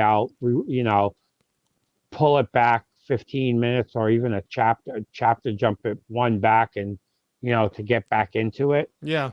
But certain movies, if it's something that's really good, it's like, okay, you got my attention. I'm gonna stay and stick it out. Okay. I have a problem with stopping a movie and coming back to it. Like I get stubborn, I think, where I'm like, no, I'm already like an hour and a half in. I don't care if there's another hour and a half. I'm Hmm. tired, but I'm gonna get through this thing. But I've stopped it. I have stopped it before and come back to it. Hmm. But for some reason, I like hitting it all in one setting, but it doesn't always work out that way. Yeah, I'm like that with other things in life, but Yeah. not when it comes to movies. Like certain things. I get that. If you ever saw Turner and Hooch, I get that Tom Hanks thing of if a wall's half painted, I can't leave it like that. I'll stay up to the crack ass of dawn Right. to get that wall painted. Me with certain things, if I can't see that I can finish it, sometimes I won't start it. Because even Yeah. like with films, I'll do there's that. Yeah. times there's times that it's like, oh, it's midnight. We just finished watching the film, and he's like, I'm not really tired. You want to watch something else? And it's like, not really, because by the time we finish it, it's gonna be like 2 o'clock. Let's just watch. We always have a TV show on. Right now, we're Yep. on season 7 of Monk, so it's like, oh, Oh let's yeah. put in that. But we'll put an episode of Monk in. Yeah. That's Yeah. fast 40 minutes, and we'll try to, depending on what kind of time we have, depends on what we put in. We try to find something that's the right duration. I'm right there with you. I'm right there with you. I like having TV shows on the standby, or there's some movies I wanted to watch a long time ago, but I've held off because they're like hour and 30 or less movie, Mm-hmm. and I'll kind of hold off because I'm like, that's my late night movie, if it's at that point of like, I know I can't put a 2+ hour movie in, I kind of Mm-hmm. hold off on those to throw them in on those nights. But I'm like that because, like I said before, because of the amount of hours that I work. yeah, yeah. Anything over 3 hours, it takes me sometimes forever Oh to yeah. watch them, because, like I said, it's like to this day, Tenant. I bought it a long time ago when it first came out. To this day, I've never watched it Yeah. because I hear it's it's like a 3.5 hour film, Right. and everybody says you have to watch it with the audio and you have to watch it twice to understand the film. And I'm like, okay, if I got to spend 7 hours on a Yeah. film, it's going to sit on the shelf for a long time, to the point of it's right now teetering on the shelf of going to Bull Moose and getting traded in, just because I don't think I can. If I got to put that much effort into understanding a film, I don't need to watch it. Yeah. If watching a 3-hour movie is difficult enough, if you got to watch it twice, it's like, that's Yeah, putting it pretty far down. I'm right there with you. I've never seen that movie either, and that's probably yeah, one of the big reasons with hmm that. But yeah. We had other movies that are like in the 3 hour range, and that's like, oh, we have time, blah blah blah. Or because our son's young, it's like, oh, this movie is 3 hours, but it's like super violent. We can't watch it while he's awake. right, So it's like, right. sometimes certain movies we'll try to watch them during the day if they're long, because my son has his own playroom with a Yeah, TV yeah, and his own yeah. collection. But it's like, I don't want him walking into the room and watching some of the Yeah. crap that I watch. No, absolutely. I know how that is. It's been a long time. Yeah. I'm old, and my kids are older, but I remember those days, and I'm just like, nope, they got to be completely asleep or not here if I'm Yeah. watching this certain one. Not that it's like super bad, but not one that they need to be watching. But Yeah. Well, it's like, I don't know. With me, like I've told Marie, it's more Marie's rules. Me, I'm like, it's fine. It's no big deal. I'm like, I saw Friday the 13th Part 3 when I was 8. I went to go see Last American Virgin when I was 10 years old in theaters. I saw Police Academy in theaters when I was like 10 or 11. I'm like, and look at me, I'm fine. She goes, no, he's definitely not watching that stuff yet. That's where my wife would look at me and be like, "You're not helping your case." She's Yeah. like, "No, if you are the positive." Sorry, as I hit my microphone. If you're the positive, she was like, "No, that's not it." But Yeah. I think we had Megan Mike. the Oh, go ahead, go go ahead. ahead. I'm gonna say that the only movie I ever showed my kid, he was like 3, and that was Arachnophobia. And he laughed Oh, the whole time. I'm like, you yeah. see, he's fine. You can watch anything. Yeah. I remember watching that in the theater when I was a kid and being freaked out by that one. But Mega Mike was saying, I love Dance with Wolves. I agree. And we had a horse growing up. We had multiple horses, but there was one like his in that movie that a buckskin that, oh man, Mm-hmm. it looked so much like that one. So it kind of held, it was my brother's horse, but it was one that she was with us forever. They lived for a long time. And it always reminds me of her. But Yeah, that was good. It's a great movie. Like I said, I gotta carve out some time to try to watch that extended director's cut Yeah, of it. Holland saying writing down Dogman. great film. Last of the Dogman is really great, and it's on YouTube. Oh, okay, good to know, guy. Mhm. I'll have to check that out. Native. I am a Native American, so anything involving my peeps works for me. Okay, cool. Mhm. Adam, I need to go on a. That's the one dude I want to go on a used movie hunting trip with sometime because he seems Yeah, to. I want when Adam's not looking, I want to sneak behind the wall and find out where his honey hole is, and push him out of the way and run in first. Yeah. I keep on telling him, I'm like, I want to come along with you sometime. And he's probably like, oh, yeah, that sounds cool. But no, I don't want you to know where that's I'm at. gonna have to blindfold you, spin you around a couple of times, and then Put you're gonna have to go in the back seat. put the bag over your head and Yeah. spin you around 4 times and Hmm. then go. But yeah, absolutely. He comes up with some great stuff, man. Brian Yep. saying Stranger Things from Netflix was only released for the first two seasons. Yep. I was gonna say I gotta make a video for it tomorrow. But Adam sent me something in the mail that I've been looking for forever. I've never owned this movie in any format. And one day I said it in one of his comments how bad I want this film, and it's so out of print. Yeah. And within 2 weeks, he found me a copy. He's And always digging. He's always hunting. so to find me a super super out of print Blu-ray, I was just like blew me away. So it's I'm like I said, curious. Do you mind saying what it was or? hold on. Okay. I love this. We get show and tell. I always like seeing people's collections. I hope everybody that's joining in still hanging in there. I appreciate it so much. You guys are awesome. I love it. This is the only reason I do this. You guys are great. Hanging in, chatting with us. I'm trying to get through them as much as I can. I'll spoil it for your chat,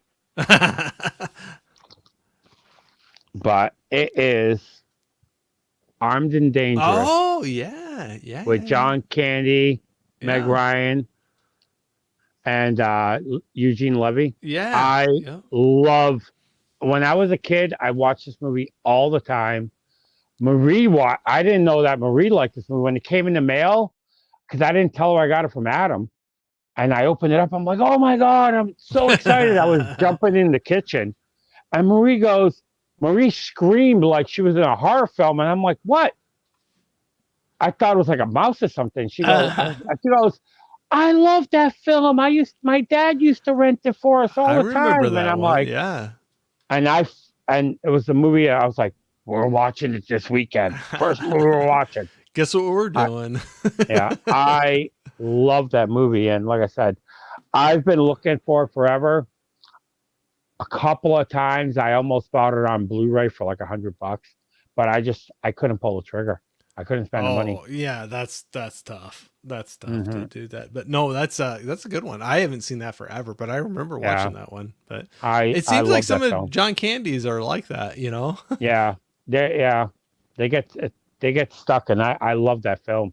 Like I Yeah. said, I used to watch it on cable when I was a kid, and I've never ever owned it on any format. Oh, that's cool that you got it now in blue. Thanks, Adam. Yeah. Oh yeah, I would have took it in any format he found, and when he DM'd me and says, "Oh yeah, I got the Blu-ray," Do I you was want like, that? "What?" Yes, yes, yes, yes, yes, Yeah. yes. Repeated. That was cool. That's awesome. It's fun to have Yeah. friends that look out for things like Yeah. that. But no, I'll have to. Yeah, no, that makes me want to go back and try to find it to rewatch it. I have not seen it in a long time, but I know I have seen it, but it's been forever. Some Hmm. good John Candy movies. You get some good '80s John Candy. That's Oh nothing yeah. bad with that. Nope. Mega Mike was saying, I haven't gone to the movie theater since an hour ago. Okay, so you just got out of something. I'm kind of curious what you went and saw. I've been into a few, like I'm gonna say, probably four this year, but and that's even the high for me over the past 4 or 5 years. But Yeah, I know I'm gonna have to step foot into movie theaters once my son gets a little. I could probably bring him now. I just haven't. But I want him to have to try the theater experience and yeah, everything. But it's just like, it's a little different. yeah, I I just like I said, I was never I didn't mind the theaters when I was a kid, but as I got older, it's just like just how I don't know, people don't care. Yeah, yeah, And I can't deal with that. yeah. My fuse is only so long. I can understand that. Yeah. So taking that out of the equation, it's so much fun. I just have so many memories of getting that bag of popcorn and Yep. sitting down, and getting the butter all over your hands and sitting there and watching a movie, having a little soda. Um, uh, it's so much fun. But no, I completely understand what you're talking about because I Yep. was earlier this year. I was all excited. They had our theaters were doing some, and I know a lot of other theaters do it too, but they bring back some like older classic movies, but they only show them like 2 days in the month and it's done. Mhm. And I went out and saw They Live Yep. in the and man, I was all set. I was excited to watch it, and luckily it wasn't for the whole thing, but there was a guy off to my right, just in my eyesight, in the row in front of me. They're pretty spread apart. They were the nicer recliner seats, but Mhm. he had his phone out and was messing with it, and it was super bright screen. So in a dark theater, you could just see that blaring, or Yeah. at least for me, out of the corner of my eye. And he had that going through the credits, and it was getting to the start of the movie, and I was like, I'm a pretty quiet guy, but I was like this close to being like, come on, why are you like, go out or like shut it off, I'm like, Yeah. why are you even sitting here if you don't care about the he finally shut it down, but man, that was, I was like, man, that was ruining it for me. No, what ruined it for me, and this is good and bad because I'm gonna have a Johnny uh Buckeye, whatever that place is called. What the story from yesterday? The Uh Texas Roadhouse. no, not Texas Roadhouse, Bucky's Oh, or the Bugaboo Creek, okay, sorry. I was thought you were whatever it's talking about called. something else. Yeah, yeah, go ahead. Yeah, not the sour cream, Yeah, but yeah, when he yeah, went sorry. and he's like, "Damn kids," that story. Yeah, yeah. But it was similar to I was when Fast and the Furious 5 came out. I don't even know how old I was, but I was sitting in the row second to the last row, and we're watching it. And I was with the girl I was dating at the time, or it was my ex-wife. I don't remember. I think it was ex-wife. And there was three girls behind us in their 20s, and all three of them had their cell phones out. They were all talking loud. They were all saying how hot Paul Walker was. And the girl that was behind me kept on kicking my seat, and my seat kept on popping up. And I turned around. I said, "Can you please stop? Stop talking, and can you please stop bumping my seat?" Yeah. So they all start giggling, Well, and how then she dare you starts say doing. that? So she starts doing it more. Yeah, yeah, yeah. So I sat there for like 5 minutes, and then that was it. I had it. I got up. I had my big thing of soda, and I freaking opened up the lid, poured it all over their phones and all over them, and I walked out. And they all lost their ass that I did that, and I just didn't care. And then one of the boyfriends looked like he was gonna get up, and I'm like, Yeah, I wouldn't no, do that if I were no. you. And I'm like, because I'm pissed right now. Yeah. And I just walked down, You're and I never acting went to. angry. I am angry. I, I'm like, after that, I never went back to a theater. I uh, just, I, I can understand that, man. if I'm gonna get that angry over, people being insensitive, it's just like it's not worth it for me. Well, I could watch man, it at home, when you drop that much money anymore, I mean, to go into the theater, especially like, nowadays. yeah, right. Like, you drop that money, like, I don't want to be annoyed. I want to watch the movie, and so that's Mhm. where even though I think it's cooler to see the big screen, I mean, most of us have pretty decent sized screen TVs in our house, you know, and Yep. when you can be like, okay, this big or this big, and I don't have anything annoying me, or I can pause it when I want to, or be like, or, you know, somebody's in your house, at least at that point, like at least at mine, I'd be like, hey, sorry, I'm watching this, you know, can you guys keep it down a little bit? And they'll be like, yeah, sure. Yep. Sorry about that. Yep. You know, they're not like, they're understandable, you know, they're like, you know, they know you want to watch something. And, Yeah. yeah, no, I completely agree with you. So that was my experience when I threw out last night with the devil. I honestly, I'm a very small area, and it was a short run in our theaters, and it was almost out of there. It was a Monday night because I was like, oh man, if I got to get out to see this, it's almost out of the theater. I was the only person sitting in that theater watching that movie. And so that was a cool and kind of a creepy experience for me also, like watching a horror movie all by yourself in a theater, like nobody else in there. I only had that experience once that I went to the theater and it was by myself and it was to go see Exit Wounds with DMX and Oh Steven yeah, Seagal. yeah. There was nobody in that That's theater for weird that. though. It's Yeah. weird. Yeah, No, it's it weird. was weird. I'm like, man, did I get here really early? And then when the lights got dim, I'm like, man, there's still nobody Did I here. get the wrong Yeah, theater here? it was No, it's odd. funny. I came home from mine and I was telling that story, and my daughter looked at me and she was like, you were the only person in a horror movie in the theater. Hmm. Only person. I'm like, yep. She's like, no, heck no. She's like, I would have been out of there for sure. But it was kind of cool. I didn't have anybody bugging me at all. But I I did move to the back row though, because Yeah, I was I saying you can sit wherever you want. You don't have to yeah. worry about it. And they had it in. This was a pretty small. They have a couple different theater rooms, and so some of the smaller movies, that was one they were not pushing really hard. It was in a Hmm. pretty small one, so in the back row, you still were not like. It was a pretty good seat, yeah. Yeah. Still, but Mega Mike was saying, I almost walked out on In a Violent Nature tonight. I don't know anything about that one. Yeah. Same.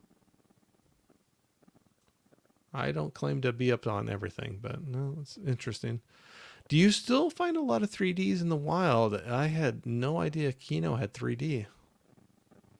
Uh, I have a hard time now just because of how many I have. Yeah. But You see them, but you uh, might have them already, kind of a yeah, thing. Or uh, I remember.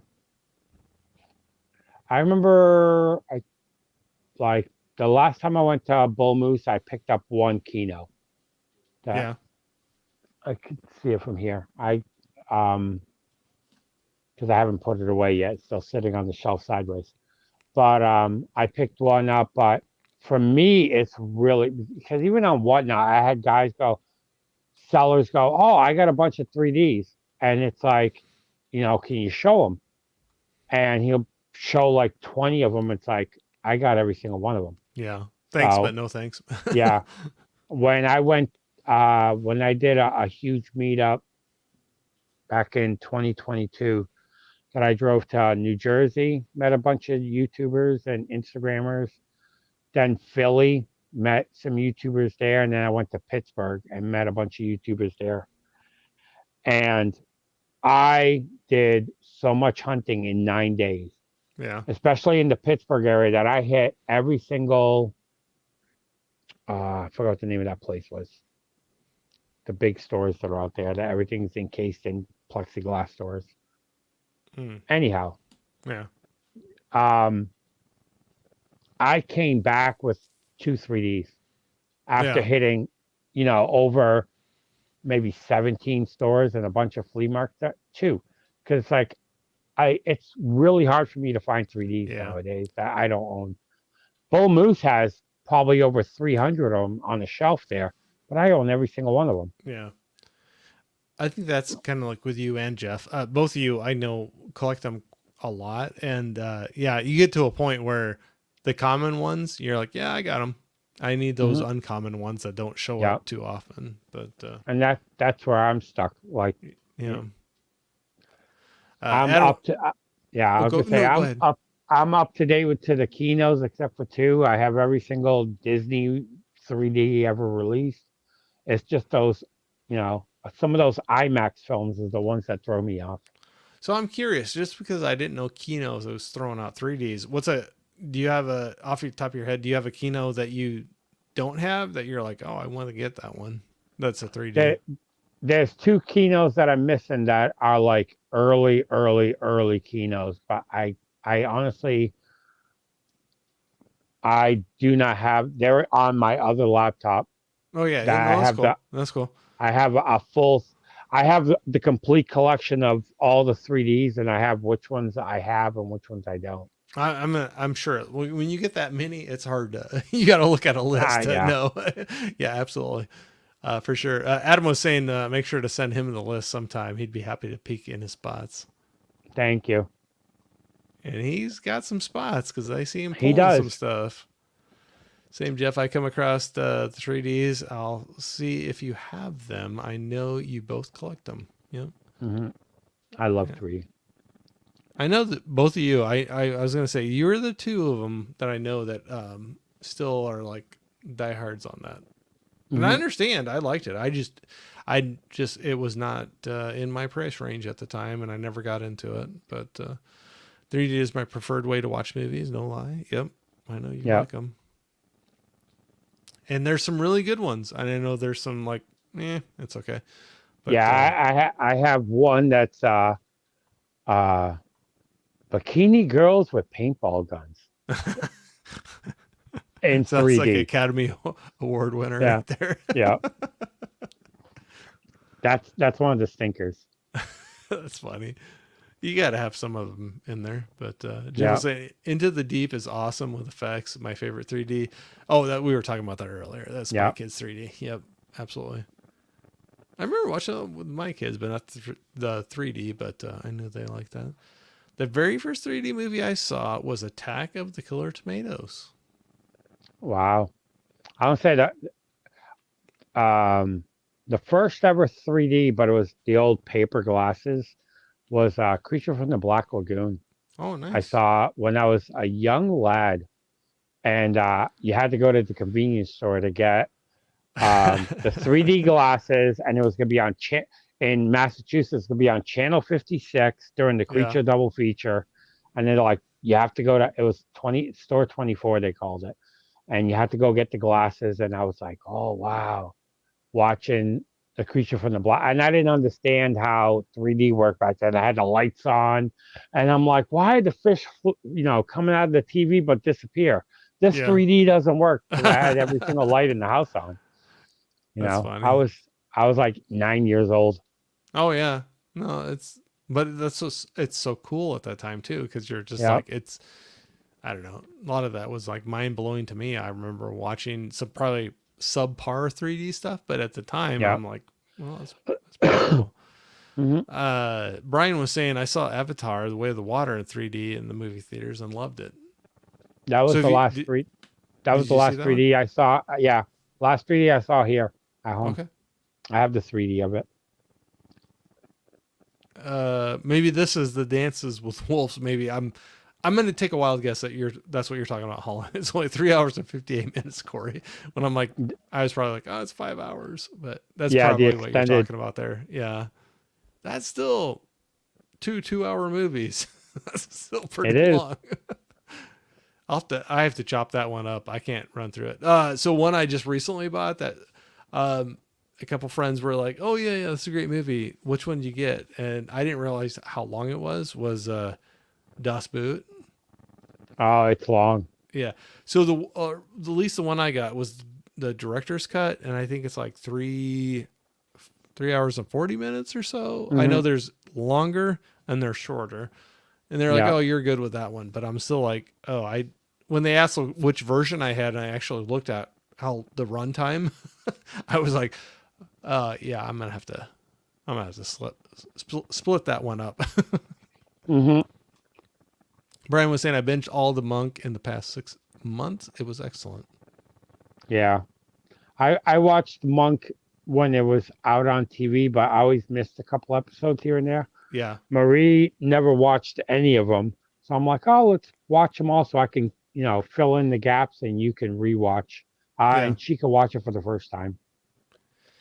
I've never seen them, but Yeah, I so love you've Monk. never seen it all the way through yet? This is your I've first time through, or Marie's first time through. I've seen so far we're on season 7, and I've seen episodes from every season, but yeah, I never seen every single episode. It's like I must have missed a week here and a yeah, week yeah, there, and yeah, you know, because it was on cable, it's just like yeah, if you sometimes if you miss it, you miss it. yeah. If you're busy that night, you can't see it. Yeah, And, yeah. Oh, that's and cool. didn't DVR it. Yeah. I always heard good things about it, but I have It's not a seen great that. show. It's like Uh, a more modern day Murder She Wrote. okay. Yeah. No, I can see that. I could see liking that one. Adam was saying he's off night all, off to watch my late night movie before bed, watching Graveyard Disturbance. I have not seen Awesome. that one, but I hope you have Neither fun have with it. I. I know that's probably a little while ago, but I appreciate you dropping in for tonight. Sounds like a late night watch, Adam. Yep. Hmm. I do that once in a while. That's why, like I said, I like to save some of those really short run time movies for Hmm. those instances. So there's some I've been holding on to for a long time, but I'm like, that's going to be one of those nights where I'm like, 2 hours is not going to work for tonight. And we'll do that. Armed and Dangerous. Yep. We were talking about that one. That was good. Joe wasn't lying. He can go all night. Yep. I can. I'm like As the long as I Energized have a little bit Bunny. of water, I can keep on going. You got to have a little bit to wet the whistle, but we keep on Yeah. going. Still, Jess will say still on. I think we are, right? Yep. We still are. Bucky's. Oh, okay. This is where I'm That's behind. what it was. Bucky's. Yeah. I remember watching Ghost Rider all by myself. I wonder why. I could see that if it's not a really great movie. Hmm. The Late Night with the Devil was pretty good. That was crazy, but I'm in a small area too, and it was like a late, really late Monday night, so that's a Yeah. dead time at the theater anyway. But Jeff was saying, yeah, Joe, I'm having the issue of not finding much new in 3D anymore that I don't have. I only have a little bit over 200. That's still a lot. To me, Yeah. that's still that's a lot of movies. But that's cool. I'm kind of curious how many total. Do you know how How many many there are total? were made? Yeah, like Yeah. or a rough Um. estimate or It's 743. oh shoot. So you're like 600, you said? I'm at 686. Oh shoot. Okay. Yeah. So yeah, you're I'm closing close. in on that. You're I'm closing in on I'm that. I'm under 100 Yeah. Dang. to have them all. But The I the, could n- see. the newest film that I don't have is the first Dune was one of the last 3Ds for a major studio release. So I still have to pick that one up. Well, I could see where that gets harder for you then because you always have in any collection, even Blu-rays, or if you're looking at regular Blu-rays or DVDs, you have your regular ones, studio releases that are probably easier to come by, and then there's some that they just didn't press a lot of them, No, or it's like the first Dune movie. Because 3D's not really big anymore. They did a 3D, but they're MODs, and they're pretty much, if you order it, they'll make it. yeah, But yeah, it's like, it it was the same thing with the second Wonder Woman. A yeah. lot of those are just MOD discs. Hmm. That's how they come now. So, you know, when when the 3D costs more than the 4K, you know that, it's like I said, for a dead format, when that's the most expensive release, it's Yeah, because they have to make it, for yeah. you. It's a one-off. So, yeah, No, I but could see that. You know, Fish was jumping in here saying, "Hey, Corey and Joe, so you're still going? Thought I'd hop in for a bit. Thank how you, we doing, Fish? Fish. Always love seeing you. People saying hey to Fish. We'll run through here real quick. Everybody saying hi to Fish, and Fish saying hi to back to them. Brian was saying I had those 3D glasses too, Joe, for channel 56. It didn't work as well as it should. Nope. Fish was saying I watched my first 3D that way too, Joe. Glasses from the gas station and watched 1933 King Kong. Nice. Cool. That's I've a good I've one to never see. seen that original King Kong. That would have been a nice one to see. All right, saying hi to each other. So I know we were talking through so many things here, and we were diving in here just recently about your 3D collection, the movies. I know I see you and Marie show a bunch of vinyl that you have coming Hmm. in, and I know we were kind of hitting on before, like one format you kind of like more than the other. But do you have one that is taking up? I I think I know the answer already. Maybe seeing the behind you, but do you have something that's taking up more room in your home? Which one is more space consuming out of the It, different? it's movies. Yeah, yeah, Vinyl doesn't take up a ton of room. I yeah. have in here. I have a 4 cube that's full, and then I have a 2 cube on this side of the couch that's full, Yeah. and then I have an 8 cube out in my son's playroom that's full of vinyl. Okay. But mo- like I said, movie wise, I have more just because I've been collecting movies longer. Yeah. If I would have never sold my vinyls back in the day, Yeah. my vinyl collection would blow my movie collection out of the water. Yeah. But because I sold it, you know, so long ago, it's just like my movies, eclipse anything else I collect. I know. Unfortunately, I think a lot of us have those stories of like things we sold that we wish we would not have sold, but at the time it just made more sense or helped out in Yep. a situation or whatever. But you're like, oh, I wish. But no, that's. I figured I knew the answer to that. But like anything you collect physically, it's going to take up space, and so it's Yeah. kind of curious what takes up a bigger footprint in your home. But I figured it was movies and shows, but. Just Yeah. thought I'd ask that, but Hmm. um, so you said you're kind of like when you're watching things, you and Marie, depending on the time you have in the night, you might switch between a movie or a show. You Hmm. threw out a couple shows. Is there anything big that you have dipping into now, like series wise, that you're like, oh, people should check this out? That you've been enjoying either before or just digging into now? I was gonna say, right now like I said, we're watching Monk. The Yeah. next Yep. one we're gonna start watching is that Disney show, the 6 seasons of the Once Upon a Time. Okay. We're gonna start watching those, but we just did a bunch of dramatic ones. Um, I just finished all 5 seasons of the Mayans. That's a spin-off Oh. of Sons of Anarchy. Oh, I don't. Yeah, I know what you're talking about. I have not seen that. Yeah, Sons of What do you think Anarchy of? is What my. did you think of it?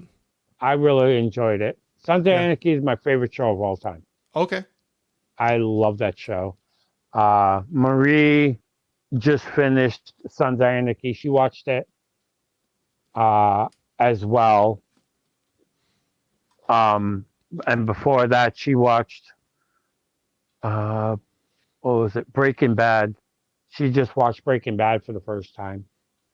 And I watched 3 seasons of Hannibal, but I didn't care for it. That didn't Oh, make my really? shelf. Okay. Yeah, Uh, I liked the first season. I didn't like the rest of it. I was curious about that one because I was kind of digging into Mads Mikkelsen a little bit with Hmm. his movies, but I didn't. I've never watched the series. So was something with him or just the writing or what didn't click for you on that series? It was just the first season. It seems like, and it's like that with some shows that it's like the first season. It's like they their all into it, and then they Yeah. kind of change it a little bit. And it just seemed like the first season really grabbed me, and then the second season, it's okay.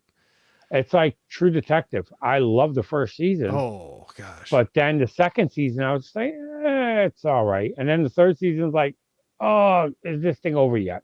You know what I mean? Yeah. No, that first of True Detective, that's awesome. Yeah. But I could see that totally where it's a series and they don't know if they're going to how far they're going to get picked up for. So it's like, okay, this first season we got to put our all into it, and they just dump Yeah. everything into it, and then they're like, oh wait, they picked us up for a second. Now let's stretch What's it the out. story? Well, yeah, what's the story going to be? Yeah. Something. So no, I could see that for sure. Yeah. We had Holland jumping in here too, saying that yeah, I could see that Hannibal does go a bit off the rails, but hmm no, I've And never seen that. I really wanted to. I never really wanted to watch Hannibal, but the only reason it got me intrigued to watch it was the reason it got pulled. And the show never technically got canceled. The reason Yeah. it got pulled was it was too violent. Oh, okay. And it was too violent because it was on regular TV. It wasn't on cable. Oh, It was on one of the major. I think it was on NBC, CBS, or ABC. It was on one of them, or oh, Fox, and it was too violent. So they wouldn't compromise the show, and they were hoping that one of the cable channels would pick them up, and it never did. Hmm. But that's what it came down to. It was the show was way too violent. Yeah, it probably wasn't even close to some of the cable shows that were going on. No, It's just it it was happened to not. be It on was the nothing. network. Yeah, it was Yeah. nothing like a Walking Dead. It wasn't even as violent as Walking Dead. Yeah. But it was just like for mainstream TV, it was. Yeah. No, I can see that. Mhm. It's interesting how some of that stuff goes, but Yeah. so what do you? I know we were talking a little bit before we jumped on stream. We're going to be on a stream next week together, I believe, right? On Tuesday, Yeah, hot with potato. Bob. Hot potato Yep. with Bob. Mhm. Do you have anything other big happening or things you got going on that you want to talk about at all, or No, do you have anything I else lined up or? no, just videos that are going to be dropping on Saturdays. Once I got some stuff filmed tomorrow. Yeah. I have Saturday's video ready, but this Saturday I gotta film a couple. And like I said, the thing I just got from Adam that I'm super excited for to talk about. That's awesome. But no, just that battle. Like I said, I don't really have anything else going on. Well, I'm looking forward to bringing up or last place in that one myself. So, but I'll have fun. I'll have fun hanging out with you all. But I tell you what, sometime I would love to have, if both of you are up to it, if as long as she's up for it, I don't want to like pressure or anything. But if you and Marie would be willing to come on a stream together on mine, I would love to talk to both of you Yeah. about your collecting, your movies, experiences, whatever. Just like tonight, like go wherever. hmm I love seeing the dynamic that the two of you have on your videos, and the love that you share with a lot of the movies and music that you're talking about. And hmm I have a blast doing that. So I don't know, maybe sometime I can have both of you back on here. And not that I didn't Any, enjoy talking to you, but if yeah. both of you want to Anytime. come on sometime, I think it'd be fun to do. That would be great. Anytime. Like I said, Okay. you set the date and I will be there. Hey, I'm not used to being able to just like throw down a time and like do it, but I'd love to do that. You both Yep. are. I've enjoyed getting to meet both of you, and I'd like to get to know both of you better too. And tonight was great. That's like I said. I know I wander, and so I hopefully not I'm the too same way. much. Okay, so we Yeah. we worked we worked well together. Yeah. I was gonna say, I'm like that road in San Francisco. I'm just Yep. like, Yep. I'm all over the place. Yep. Both of us. Yep. Yeah. We sounds like you and I are on the same path there, but I was just running through a couple last ones here before we close it out. But Hannibal is better than Clarence. That lasted one season. I don't know if that one was I've all. never even heard of it. No, I Must haven't have not seen been that that good. one. That's why there was one season, apparently. Brian was saying most of the time they throw it on their streaming channel if it won't make it past the censors. I Hmm. can see that. Yeah, I can see that. And Jeff was saying, great stream, fellas. So, Thanks, but Jeff. yeah, no, I appreciate it. So I'll say right off the bat, anybody, we've had a great turnout tonight. I appreciate it 100%. Anybody, whether you're in here like the long haul or a little bit, or you're going to be coming in for a replay, appreciate it so much. That's why we do this. I mean, I love hanging out and talking to you, Joe, but it's always fun to have other people chiming in and throwing their two Totally cents agree. in and asking questions and stuff. And, Jane Doe was saying here too, good night, Corey. And Joe, great conversation. So thank you for Thank you. jumping in Thank here. you. But no, I appreciate it. I always say this, and I'm not being corny, but like our time is our most precious commodity. You only have so much of it and you can't make more of it. And so Joe, you spending it with me, I appreciate it. And anybody jumping in the chat now or later, I appreciate it. It's fun. That's why I do this. And I know that's why you do it too, Joe. Of course. I had a blast tonight.